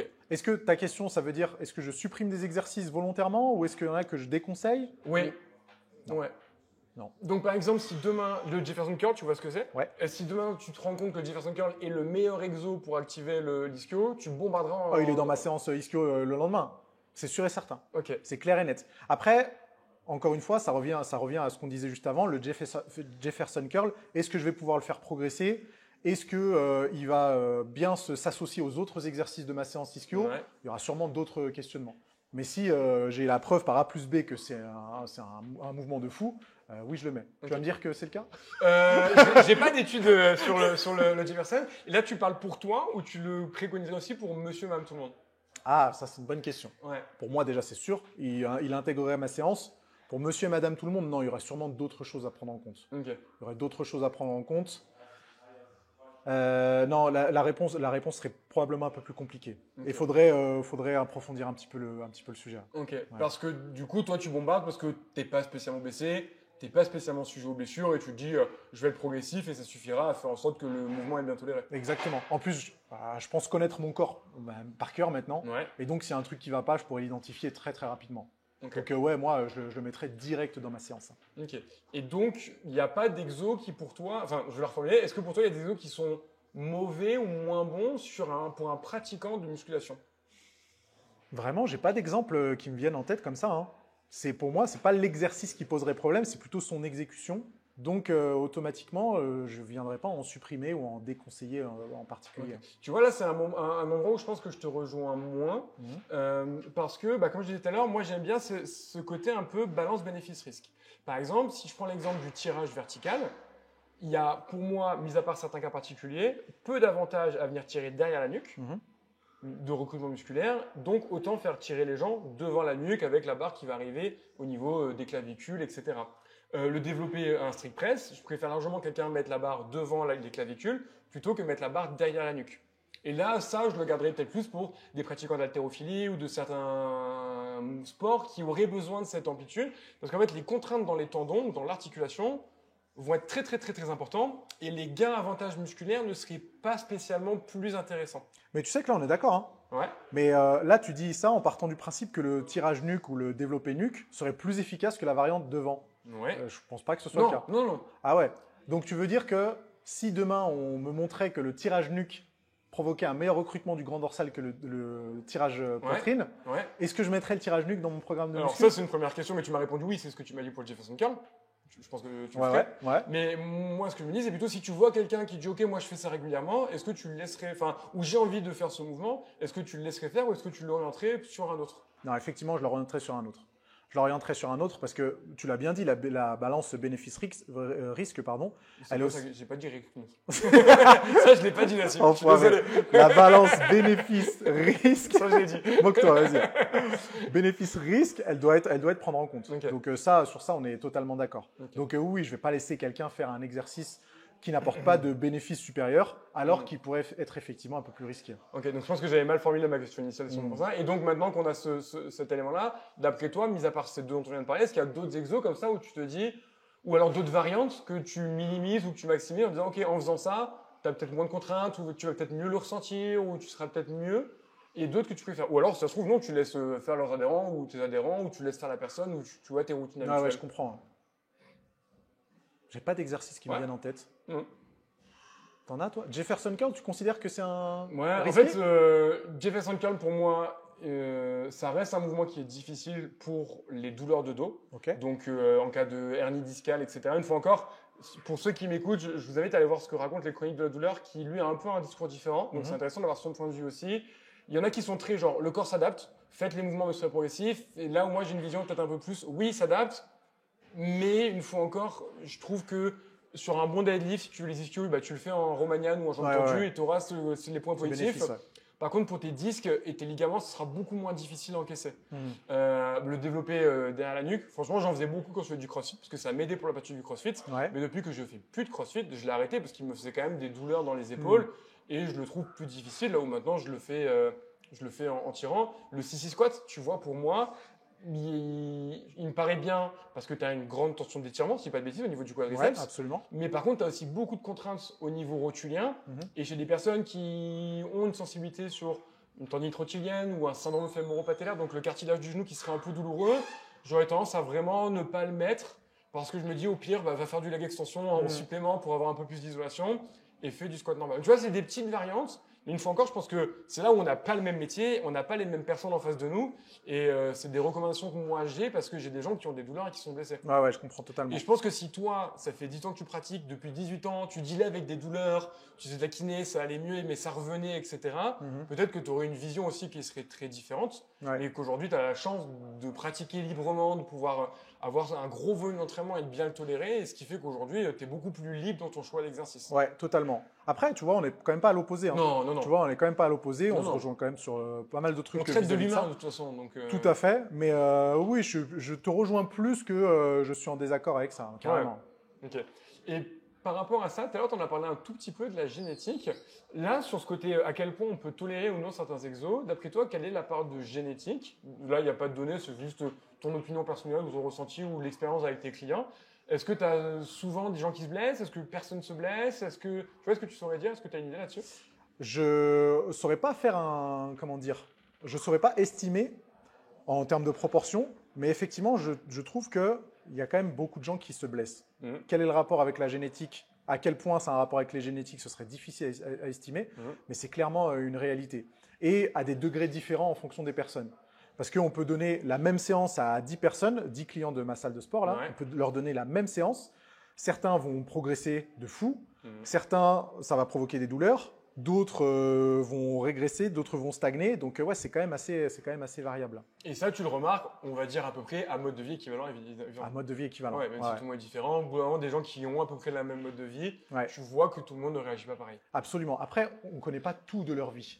Donc peut-être il y a des choses qu'on ne sait pas, peut-être que psychologiquement, il peut y avoir un lien qui fait que ils sont un peu plus vulnérables aux blessures ou qu'ils écoutent leur corps mais pas de la bonne façon. Tu vois, j'aime pas trop cette expression écouter son corps parce que des fois on ne parle pas le même langage que son corps et on ne sait pas décrypter les signaux qu'il nous envoie. Donc une petite douleur chez quelqu'un, ça peut être encourageant, la même douleur chez une autre personne, ça peut être une catastrophe. Donc tu vois, on ne connaît pas non plus toutes les variables comme ça. Puis écouter son corps même à l'effort, tu vois. À quel point, je pense que chez ses adhérents, tu dois le voir, il y en a dès que ça devient difficile, douloureux, flemme. Exact. J'ai des patients, des fois, je les mets sur la presse au bout de 3 reps et toute la séance qui râle, et franchement, c'est relou, tu vois. Et t'en as, c'est limite toi qui dois leur enlever l'haltère parce qu'il faut une technique dégueu, mais qui va pousser pendant 20 secondes. Absolument. Mais il va l'avoir, c'est ta dernière rep. Tu vois, t'as ces extrêmes-là aussi. C'est totalement ça. Totalement ça, ouais. Okay. Et un autre truc par rapport à ça, ce serait justement par rapport aux patients au cabinet. Je veux bien que tu me donnes ton opinion sur un discours que moi j'ai. Une fois encore, c'est pas des gens qui ont des buts d'hypertrophie, mais souvent quand je leur donne des exos à faire, à l'époque, je leur disais 3 x 10 parce que comme je te l'ai dit en off, les kinés à la base, on savait pas prescrire des exos. Après, j'étais devenu hyper précis. Là, vous me faites 4 x 12,5 reps. Et maintenant, ce que j'ai tendance à leur dire, c'est faites entre 3 x 8 et 5 x 15. Et en gros, je leur dis, si 3 x 8 c'est trop dur, mettez plus léger. Si 5 x 15 c'est trop facile, mettez plus lourd. T'en penses quoi de ça? Tu valides? C'est trop large comme spectre? Non, je pense que c'est une super approche, Ouais. surtout pour des personnes qui n'ont pas un objectif d'hypertrophie exclusif, tu vois, et qui ont envie de... Sinon, on envoie tes vidéos, c'est ça. Voilà. Mais j'aurais même tendance à dire que pour un objectif d'hypertrophie exclusif, pour certains pratiquants qui n'auraient pas forcément beaucoup d'expérience, Ouais. au contraire, leur donner cette flexibilité, à condition qu'ils soient bien encadrés, parce que trop de liberté, des fois, ça peut être un peu compliqué à gérer. Mhm. Leur donner cette flexibilité, ça leur permet vraiment d'identifier sur quelle fourchette de reps ils sont efficaces, sur quel volume ils sont efficaces, et après, du coup, de faire évoluer leur programmation en conséquence. Mhm. Donc, je suis totalement partisan. Et toi, entre 3 VD et 5 x 15, la taille de la fourchette te paraît bien? Bah oui, tu en n'aurais plus, pas réduit ou augmenté? bah non, en plus, ça peut, enfin, virtuellement, ça peut provoquer les mêmes adaptations. Ouais. Je vois pas pourquoi on se ferait chier à soit l'augmenter, soit la réduire. Hein. Ouais. Ça me paraît très bien. À partir du moment, tu me dis si je me trompe, où on est sur des stimulus Oui. proches, stimuli, Absolument. d'un échec ou d'un truc qui pourrait s'y Tout à fait, c'est ça. Ouais. Mais donc, non, je trouve que c'est une super approche et j'aurais tendance à avoir Ouais. quelque chose de similaire. Hein. Ok.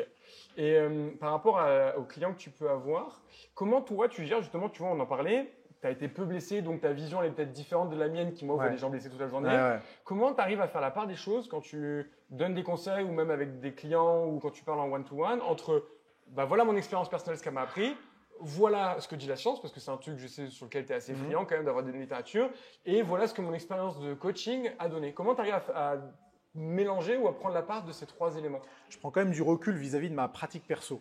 Et même si au début de ma carrière de coach, je pense que c'est une erreur, mais après, je n'ai pas la science infuse. Comme tous les coachs, on avait tendance à coacher tout le monde comme on s'entraîne. Au fur et à mesure de mon expérience, ça a totalement changé. Je suis bien conscient que ma pratique, c'est quelque chose qui ne doit pas être prise en exemple.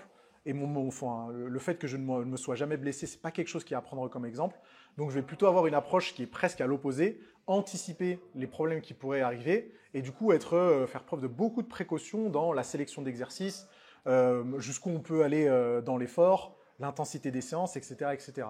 Donc, ouais, je prends plus de recul par rapport à ça et je vais être plus attentif à mon expérience en général avec tous les clients que j'ai eus plutôt que ce qui s'est passé sur moi-même. Ok. Et par rapport à la science, entre les expériences de tes clients et la science, tu essaies de varier un peu entre les deux. Il y en a un qui, pour toi, prime un peu plus que l'autre? Ouais, l'expérience prime un petit peu plus. Ok. En fait, tu vois, c'est assez particulier parce que le coaching que je pourrais faire dans ma salle, Ouais. je vais plutôt me fier à l'expérience. Ouais. Et les conseils que je donne sur Internet, je vais plutôt me fier à la science. Parce que je pars du principe que l'échantillon auquel je m'adresse sur mes vidéos est tellement énorme qu'il vaut mieux se fier aux statistiques et aux résultats de la science parce que statistiquement, encore une fois, il y a plus de chances pour que ça serve à un grand nombre. Alors que pour le coaching, étant donné que l'échantillon est un peu plus restreint, l'expérience fait que ça me permet de prendre de meilleures décisions. Mais c'est assez cohérent et je te rejoins tout à fait là-dessus, même moi en tant que pro santé, c'est vrai que ce que je dis sur les réseaux n'est pas tout à fait ce que je fais au cabinet. Absolument. Alors, attention. Ouais, on n'est pas non plus... C'est pas je prends 4 patients en même temps et je leur fais faire à tous du vélo alors qu'ils sont mal à l'épaule, tu vois. Mais c'est vrai que, en fait, une fois encore, on traite de l'humain qui est extrêmement complexe. Ouais. Par contre, on en disait son mode de vie, etc. Et on peut sûrement être un peu plus précis et spécifique en one-to-one. VS, quand on vous donne des conseils sur le réseau, déjà, on va essayer de ne pas être délétère. Ouais. Tu vois, faire en sorte que les gens qui nous écoutent ne se blessent pas en faisant ce qu'on leur Absolument. demande de faire, que ce soit sur une routine mobilité ou sur une programmation que toi tu veux leur donner. Et donc, je pense que prendre ce recul où, on sait que ça montre de l'efficacité sur 80% de la population, on va donner les conseils des 80 et pas des 20. Tout à fait. Donc, ça me paraît cohérent et vu que je fais pareil, je pense que c'est une bonne chose. Tout à fait. C'est quelque chose qu'on me reproche sur YouTube. Hein. C'est-à-dire des fois, de ne pas être spécifique. Et tu vois, dans les commentaires YouTube que je regarde de temps en temps, il y a toujours cette personne qui va dire « Non mais attends, ce que tu dis, c'est totalement à l'opposé de ce que moi j'ai vécu. » Je dis « Mais ouais mec, il y a 1 million d'abonnés sur la chaîne, t'imagines bien que je dois faire en sorte que ce soit le plus général possible. » Et encore une fois, ça me permet de prendre moins de risques et de partager des conseils cohérents au plus grand nombre. En fait. Ouais. C'est un problème vraiment qu'on a aussi, c'est que on se base pour traiter les gens de données de littérature, mais qui ne donnent jamais des résultats efficaces sur 100%. C'est ça. Et les gens sont totalement biaisés par leur expérience personnelle. Absolument. Là où nous, on a cette connaissance où on essaie de s'en détacher. Tu vois, moi, j'ai été beaucoup blessé et j'essaie de ne jamais transférer ma rééducation sur mes patients qui ont eu des douleurs de dos, tu vois, ou autre chose. Et là encore, j'ai fait un quiz de 30 questions générales, culture, sport, santé, douleur. Et il y a un mec qui me dit dans les commentaires, Franchement, je suis surpris. Tu dis que porter du poids, c'est mauvais pour le dos, alors que moi, dès que je porte un truc, je me bloque. Ah, mais mon pote, t'es tout seul. Hein, Ouais, tu vois, et en fait, les gens, vraiment, des fois, ils manquent de ce recul. Ouais. Aussi bien, je pense, dans la partie médicale que dans la partie sport, parce que ça reste un corps et que tout le monde réagit différemment là-dessus, quoi. Absolument. Et bon, après, ça se fait partie du boulot d'éducation. Je me décourage pas pour autant et j'essaye de partager ce message aussi souvent que possible, même si j'imagine bien qu'il y aura toujours. On ne pourra jamais, plaire à tout le monde, mais même avoir la vérité pour tout le monde, quoi. Et c'est là où nos conseils qui sont très généraux, c'est leur limite, c'est que rien ne vaut de l'individuel. Totalement. Si vous nous écoutez, que ce soit si vous souhaitez progresser dans un sport ou que vous avez une douleur quelle qu'elle soit, la réponse sera toujours, en fait, vous progresserez toujours plus en vous faisant accompagner. Prenez un vrai coaching, prenez un vrai thérapeute, ce sera toujours plus efficace. Nous, ce qu'on donne, c'est des idées générales pour que vous ayez des connaissances à appliquer, mais le mieux, ça reste l'optimisation, enfin l'individualisation. Totalement. Tu me rejoins là-dessus? Ah bah 100%, ouais, il n'y a pas de doute. Ok, si ça te va, pour terminer un peu ce podcast, j'aimerais te poser des questions, sûrement des trucs que tu as déjà un peu traité sur ta chaîne, mais que moi, j'ai moins traité, plus général sur la progression ou des erreurs, etc. Yes. Et pour commencer là-dessus, ce serait un petit peu, est-ce qu'il y a des grandes erreurs que tu retrouverais chez quelqu'un qui veut commencer ou qui débute la musculation? Première erreur pour moi, c'est de vouloir y aller trop vite. Ouais. C'est très, très, très courant de me retrouver face à des pratiquants qui ont littéralement commencé la muscu hier et qui font déjà 6 séances par semaine qui durent 1h30, qui font du push-pull legs x2 toutes les semaines. Okay.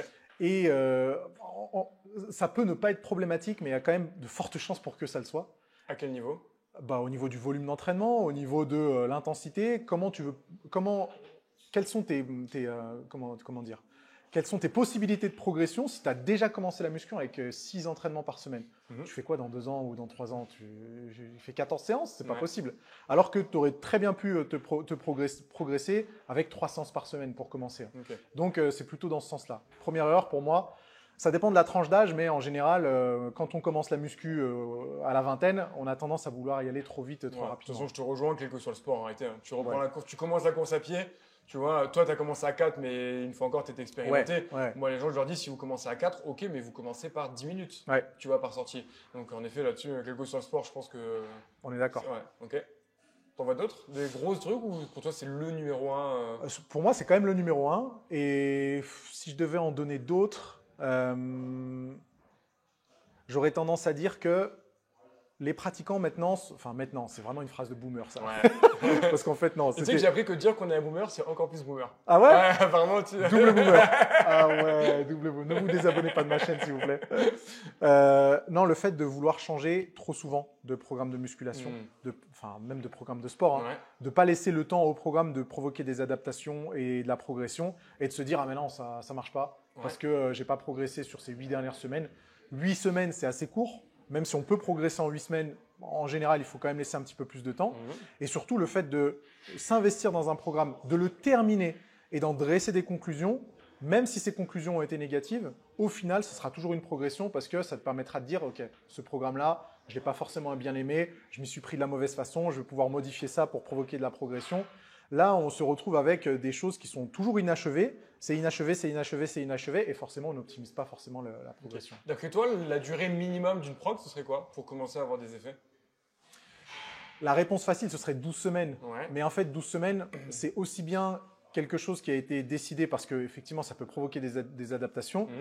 Mais je vais te le dire très franchement, c'est aussi un peu marketing de se dire un programme de 3 mois, c'est plus facile à proposer, potentiellement c'est plus facile à vendre. Niveau motivation, les gens ont plus de facilité à se projeter sur 12 semaines que sur 24 ou sur 36. Donc, j'aurais tendance à conseiller de commencer par ça. Voilà. C'est intéressant ce que tu dis. Tu vois, 12 semaines, ça me paraît pas… Je pense qu'en effet, niveau marketing, on est ramené sur du plus court. Tu as des programmes de 3 semaines qui vendent des résultats. Donc, à un moment donné, si tout le monde propose 3 et que toi, tu proposes 12, c'est compliqué derrière de vendre un minimum parce qu'il reste un côté marketing, on va pas se mentir. Mais j'aurais pensé, tu vois, qu'en 6 semaines, d'un point de vue, moi, j'ai pas cette vision coach, mais cette vision plutôt anatomique, tu vois, sur un tendon, à partir de 3 semaines, tu vois, c'est moi ces données que je donne à mes patients. Quand ils ont une tendinopathie, au bout de 3 semaines, on commence à avoir des vraies adaptations sur le tendon. Et donc, j'avais tendance à penser qu'en 6 semaines, tu pouvais déjà avoir quelque chose qui… Ok, tiens, je commence à avoir un petit biceps qui apparaît, des petites cuisses, etc. Non, pour toi, c'est trop court. C'est pas trop court, mais c'est pas optimal. C'est pas optimal et en règle générale, non, mais c'est bien parce que… je parle d'hypertrophie. Ouais, bien sûr. Tu veux voir un vrai changement sur ton physique, En moins de 12 semaines, c'est assez difficile. Après, ça dépend vraiment de l'objectif. Si ton objectif, c'est uniquement de la perte de gras, tu as raison, en 5-6 semaines, on peut déjà avoir des super changements. Mais si on veut vraiment sculpter un corps, prendre du muscle et potentiellement perdre du gras, ça demande quand même pour moi un petit peu plus longtemps. Ok.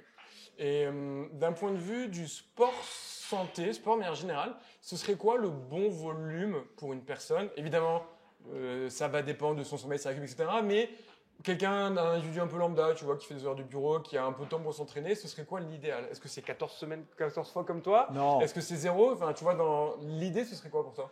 Tu sais que pour une vidéo, il y a quelques semaines, j'ai regardé, reconsulté les recommandations de l'OMS et je trouve qu'elles ne sont pas délirantes en fait.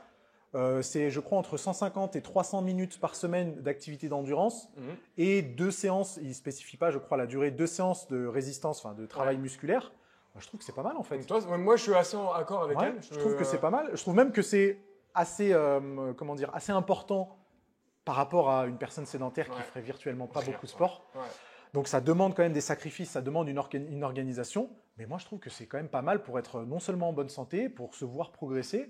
Et ça constitue une bonne base de travail. Moi, ce qui m'avait beaucoup plu la première fois que je suis tombé dessus, c'est ils préconisent le port de charge ou l'activité avec résistance. Ça, je trouvais ça très cool. Carrément. Et ils le font un peu en 2 niveaux. En mode, ils te disent, en gros, c'est bien si tu fais entre 75 et 150, mais en vrai, c'est mieux si tu fais entre 150 et 300. Je sais pas si Et je trouvais ça cool qu'ils mettent un peu ces 2 niveaux, parce que en gros, les gens, tu leur dis 300, mais franchement, il n'y a pas grand monde aujourd'hui qui le fait. Nous, je pense qu'on est biaisé parce qu'on évolue dans un cercle avec que des gens sportifs qui s'entraînent je ne sais combien de fois. Mais moi, quand je vois des fois des patients, on fait du sport, je vais au travail en vélo.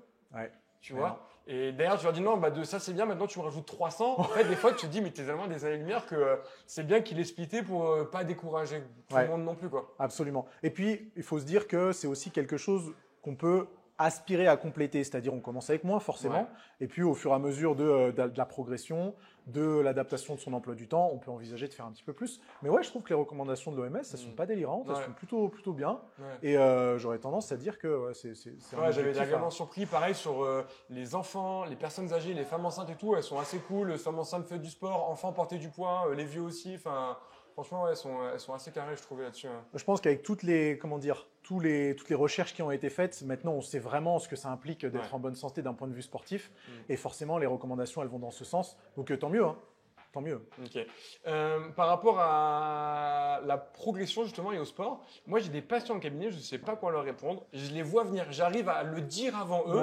C'est le mec qui peut tout manger, ne prendra pas 1 kilo.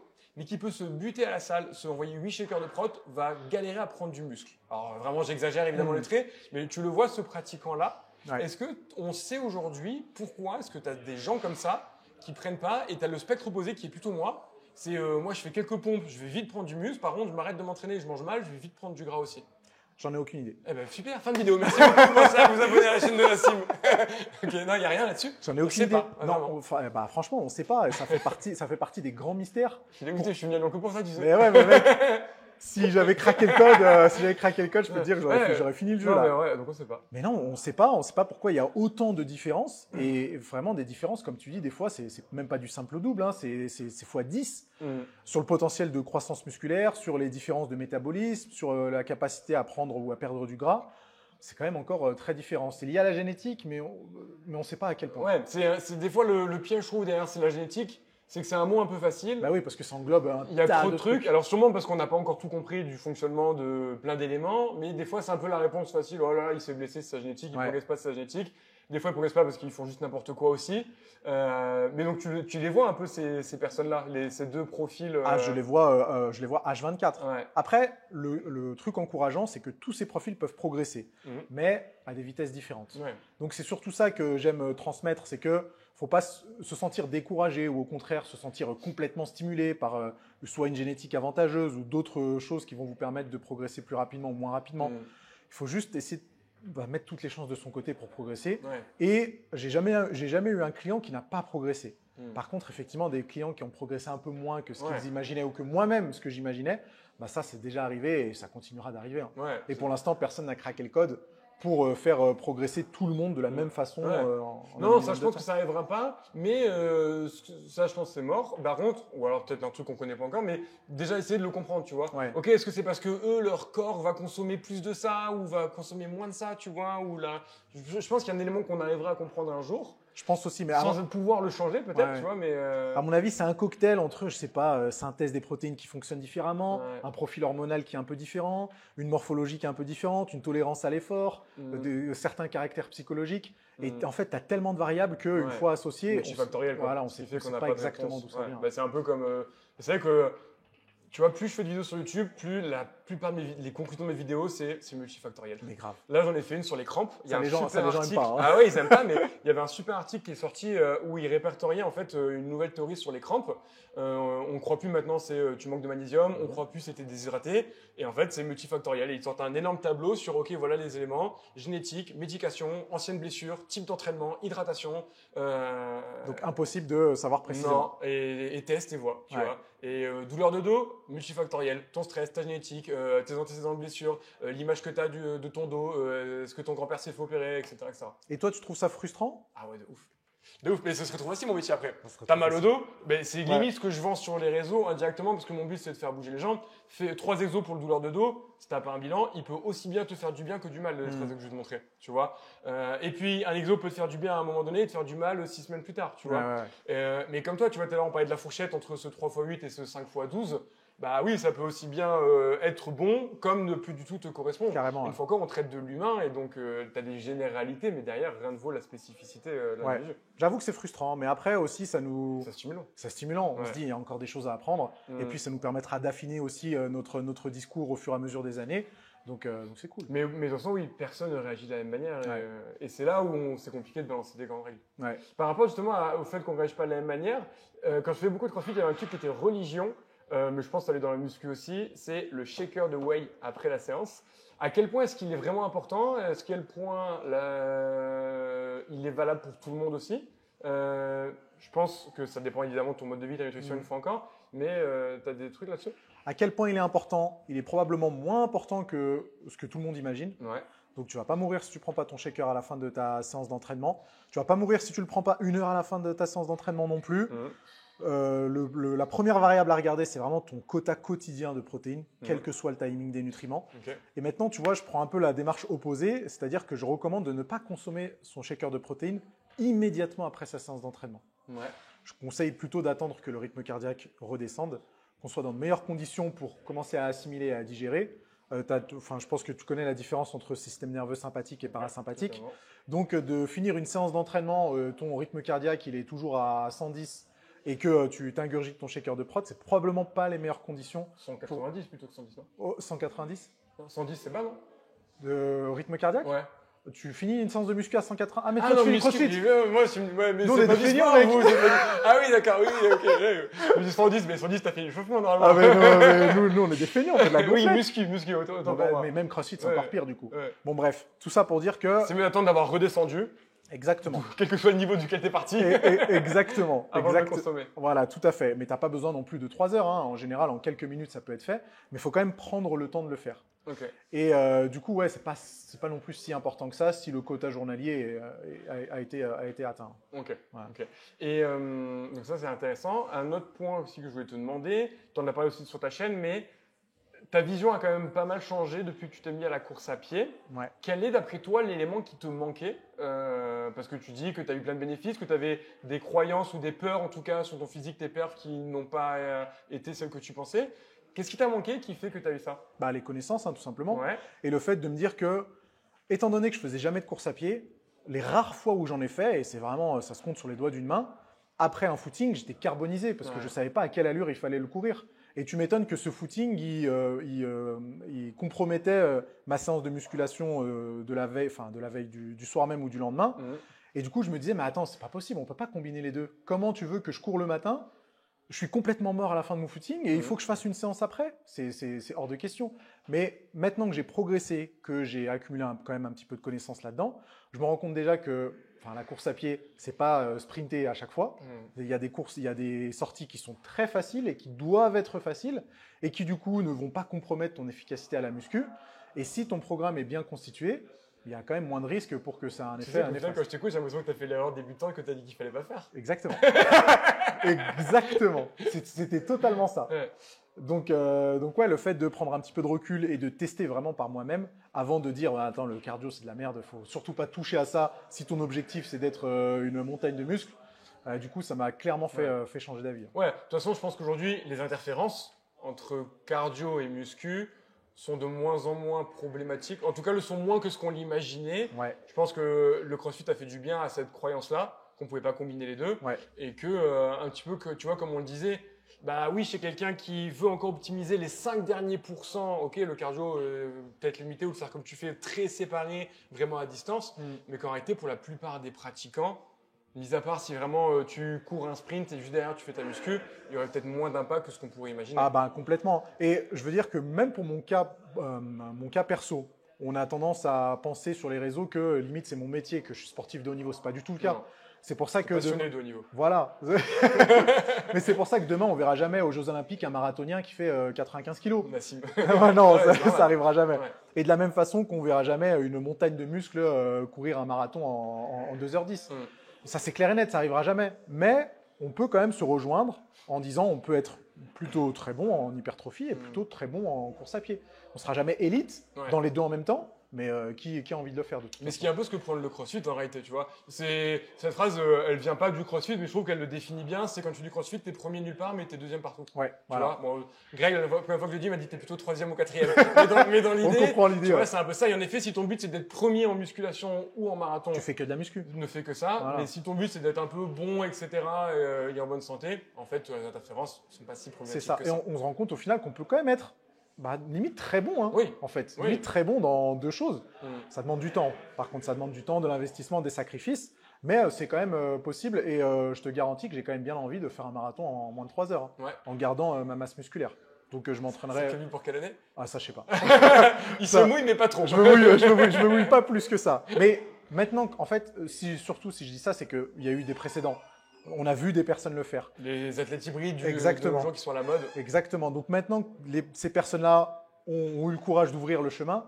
C'est moins risqué pour moi de dire qu'un jour, j'aspire à faire ça. Ok. Voilà. Ok, j'ai hâte de le voir. Ouais. J'ai hâte de le voir. À quel point est-ce qu'on peut s'entraîner au ressenti en musculation? Ou alors à quel point est-ce que c'est important d'avoir un programme, de le tenir et de moins écouter ces sensations? Moi, par exemple, à titre personnel, je fais de la muscu pure maintenant 1 à 2 fois par semaine et j'ai pas de programme défini parce que je me dis ok, je vais faire un push, un pull, un abdo ou un push, un pull, un legs et je vais tourner un peu en full body et sur chaque exo, je vais tourner sur ces fourchettes là. À quel point ça c'est intéressant? À quel point est-ce que ça peut ne pas me permettre de progresser? Je pense que ça dépend quand même des individus. Ouais. Je l'ai dit tout à l'heure, j'ai peut-être aussi un peu besoin de me rassurer en muscu. Donc le fait d'avoir une programmation bien précise, je trouve ça rassurant. Et je t'avoue que des fois, si je m'écoutais vraiment, il y a des choses que je ne ferais pas en muscu. Tu vois, il y a certaines séries où j'irai pas jusqu'à la fin, j'irai pas jusqu'à l'échec. Il y a certaines charges de travail que j'augmenterai pas. Le fait d'avoir cette programmation bien précise avec moi, ça me permet de m'en tenir au plan. Et d'éviter de m'auto-convaincre, de me dire « Attends, non mais je suis peut-être pas obligé de faire ça » ou peut-être que je dois faire encore plus alors que ce n'était pas prévu dans le plan. Pour moi, je trouve que c'est rassurant. Et je serais toujours convaincu que, mine de rien, ça apporte un petit avantage en termes d'optimisation. Le risque, ce serait d'en faire moins que ce qu'on en est capable. Oui, totalement. Ok. Après, je suis bien conscient et je suis totalement prêt à admettre que tout le monde n'est pas comme ça. Ouais. Et que certains ont besoin de cette flexibilité, de cette liberté et de ne pas avoir ce cadre qui serait très contraignant et peuvent faire des gains musculaires avec. Ceci dit, il y a un dicton qui dit « tout ce qui est mesuré peut être contrôlé ». Donc, si tu ne mesures pas, c'est quand même difficile de faire évoluer les choses. Ouais. Voilà. Ok, je comprends. Et là où je te rejoins, c'est que, et je le vois en tout cas moi avec les patients au cabinet, souvent ils sous-estiment ce qu'ils sont capables de faire. Ouais. On en parlait avec Baz aussi, tu vois, quand les gens disent qu'ils sont à l'échec, Ils ne le sont pas. lesquels sont vraiment à l'échec. Quand je vois des fois Pana qui va pousser pendant 30 secondes sur son développé couché avant de remonter la barre, tu dis ok, là je pense qu'il était à l'échec. Ouais. Et c'est vrai que tu le vois moins avec les pratiquants, moins expérimentés quand même. Ah mais 100%. Tu sais que dans cette salle, passé un moment, je faisais des espèces de stages de muscu Ouais. qui s'appelaient Muscle Academy. où je proposais à des pratiquants de venir tout un week-end ici. Trop bien, je sais pas ça. Et on faisait, clairement, c'était du coaching, mais sur un week-end. Ouais. On faisait tous les groupes musculaires, on partageait la journée avec un peu de théorie le matin et beaucoup de pratique l'après-midi. Et le but, c'était justement non seulement d'améliorer sa technique, mais surtout de se pousser au maximum. Et sur tous les stages que j'ai faits, j'ai dû en tout recevoir une petite centaine de personnes.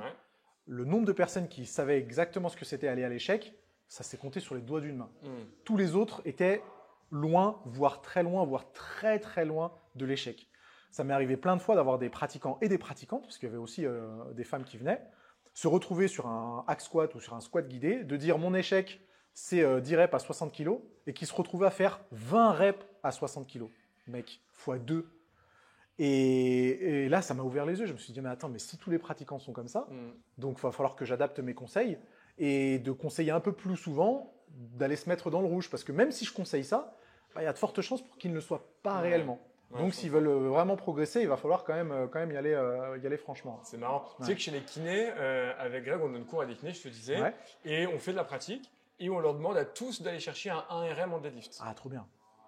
Et avant, on leur demande, notez dans votre tête combien vous pensez faire. Ouais, tout le monde. Alors, soit tu as un crossfitter, un mec de muscu, il le connaît à 5 kg, et la plupart, ils sont quasiment à la moitié à chaque fois, voire plus, tu vois. Enfin, moins, tu m'as compris. Et genre, ils pensent. Et après, on leur dit, globalement, vous pouvez quasiment être sûr que vous allez faire votre poids du corps. Déjà là, ils sont tous un peu genre, ouah, sérieux. Surtout les femmes, évidemment, qui ont moins l'habitude de porter de la charge. Elles sont là, genre, mais attends, mais moi, je fais 50 kilos, j'imagine pas. Et derrière, elles te triplent, elles te quadruplent 50 kilos, elles te font 70, 75. Et pareil, on n'imagine pas des fois ce qu'on est capable, ce qu'on a en réserve. C'est de la folie. C'est la même chose. C'est de la folie. C'est pour ça que je trouve que pour un pratiquant, j'allais dire un pratiquant de muscu, mais en fait non, un sportif qui veut vraiment s'améliorer, le fait d'être encadré par un pro et de se confronter vraiment en toute sécurité à ce qu'il peut faire, ça change tout. Je peux dire que les gens qui sont venus faire un stage ici, ils savaient ce que ça voulait dire d'aller à l'échec. Et même s'ils ont passé qu'un week-end avec moi, maintenant, virtuellement, toutes leurs séances, elles ont pu bénéficier de cette sensation qu'ils ont découvert ici. Pourquoi tu as arrêté ? Parce que, en toute honnêteté, c'était compliqué de faire déplacer des gens jusqu'ici. Donc, de les convaincre de venir pendant tout un week-end, de bloquer tout un week-end, c'était beaucoup d'énergie. C'était beaucoup d'énergie. Nous, parce que je n'étais pas tout seul, j'étais avec mes coachs, on était 4 coachs à encadrer les groupes. Ça faisait beaucoup de boulot. Et ça devenait plus assez rentable. Dommage parce que humainement c'était génial. On passait un week-end de fou avec des passionnés de muscu. On mettait la musique à fond. La salle elle était privatisée pour ça. C'était un plaisir total. Mais du coup malheureusement on ne pouvait pas le continuer. Écoute Nassim, merci beaucoup. Pour terminer, ce que je te propose, un petit format que j'aime bien faire, 1 minute, plein de petites questions assez courtes. Donc des réponses évidemment assez courtes, oui, non, peut-être, etc. T'es prêt ? Ouais, je suis prêt. Est-ce que la muscu, c'est le meilleur des sports ? Oui. Le flanc est-il un bon post-workout ? Oui. Quel est l'exercice le plus surcoté en musculation ? Développé couché. Développé couché plutôt à la barre ou aux haltères ? À la barre. Non, aux haltères. Je le pratique aux haltères. Le meilleur exercice pour développer les fessiers ? Squat. Sport à jeun, bonne ou mauvaise idée dans un but de performance ? Mauvaise idée. Est-ce que, comme on peut entendre, le squat, c'est dangereux pour le dos ? Non. Est-ce qu'on peut développer un physique musclé sans matériel ? Non. Si tu ne devais garder qu'un seul exercice de musculation toute ta vie, ce serait quoi ? Traction. La technique de récupération la plus sous-cotée ? Le sommeil. La technique de récupération la plus surcotée ? La cryothérapie. Quel est le taux de masse grasse le plus bas possible en restant en bonne santé ? 8%, mais ça dépend des individus. Quel est l'exercice de musculation Quel exercice est le moins bien réalisé en salle en musculation ? Tirage vertical. Es-tu le Schwarzenegger français ? Non. Pas mal la dernière question là. Franchement, regarde, cinéma, tous les deux passionnés, musculation poussée, etc.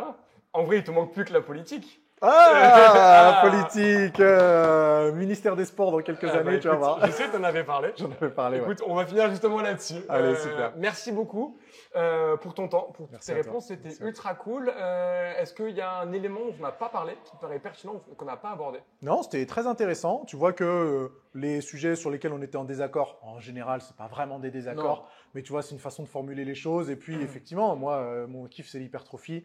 Donc, il y a des choses qui sont un peu différentes. Mais non, c'était très enrichissant et c'est cool de pouvoir. Où est-ce qu'on peut te rediriger les gens qui veulent en savoir plus ? C'est YouTube. YouTube, on mettra le lien dans la description. On tape Nassim Saïli sur YouTube, on voit les vidéos. C'est très hypertrophie. Non, maintenant, je parle quand même un peu plus de cardio, de santé en général. Ton contenu, il évolue de toute façon. Voilà, donc ça fait combien de temps que tu es sur les réseaux ? Ça fait plus de 10 ans. Non. Donc, il y a de quoi se faire plaisir. Ouais. Ok, merci beaucoup. J'espère que cette vidéo vous a plu. Si c'est le cas, évidemment, pensez à mettre un gros pouce bleu. Si vous avez des questions ou autres, comme d'hab, vous nous le mettez dans les commentaires. Et puis, si ce n'est pas le cas et que vous ne connaissez pas la chaîne, bienvenue. Pensez à vous abonner pour ne pas louper les prochaines. Merci Nassim. À plus, ciao.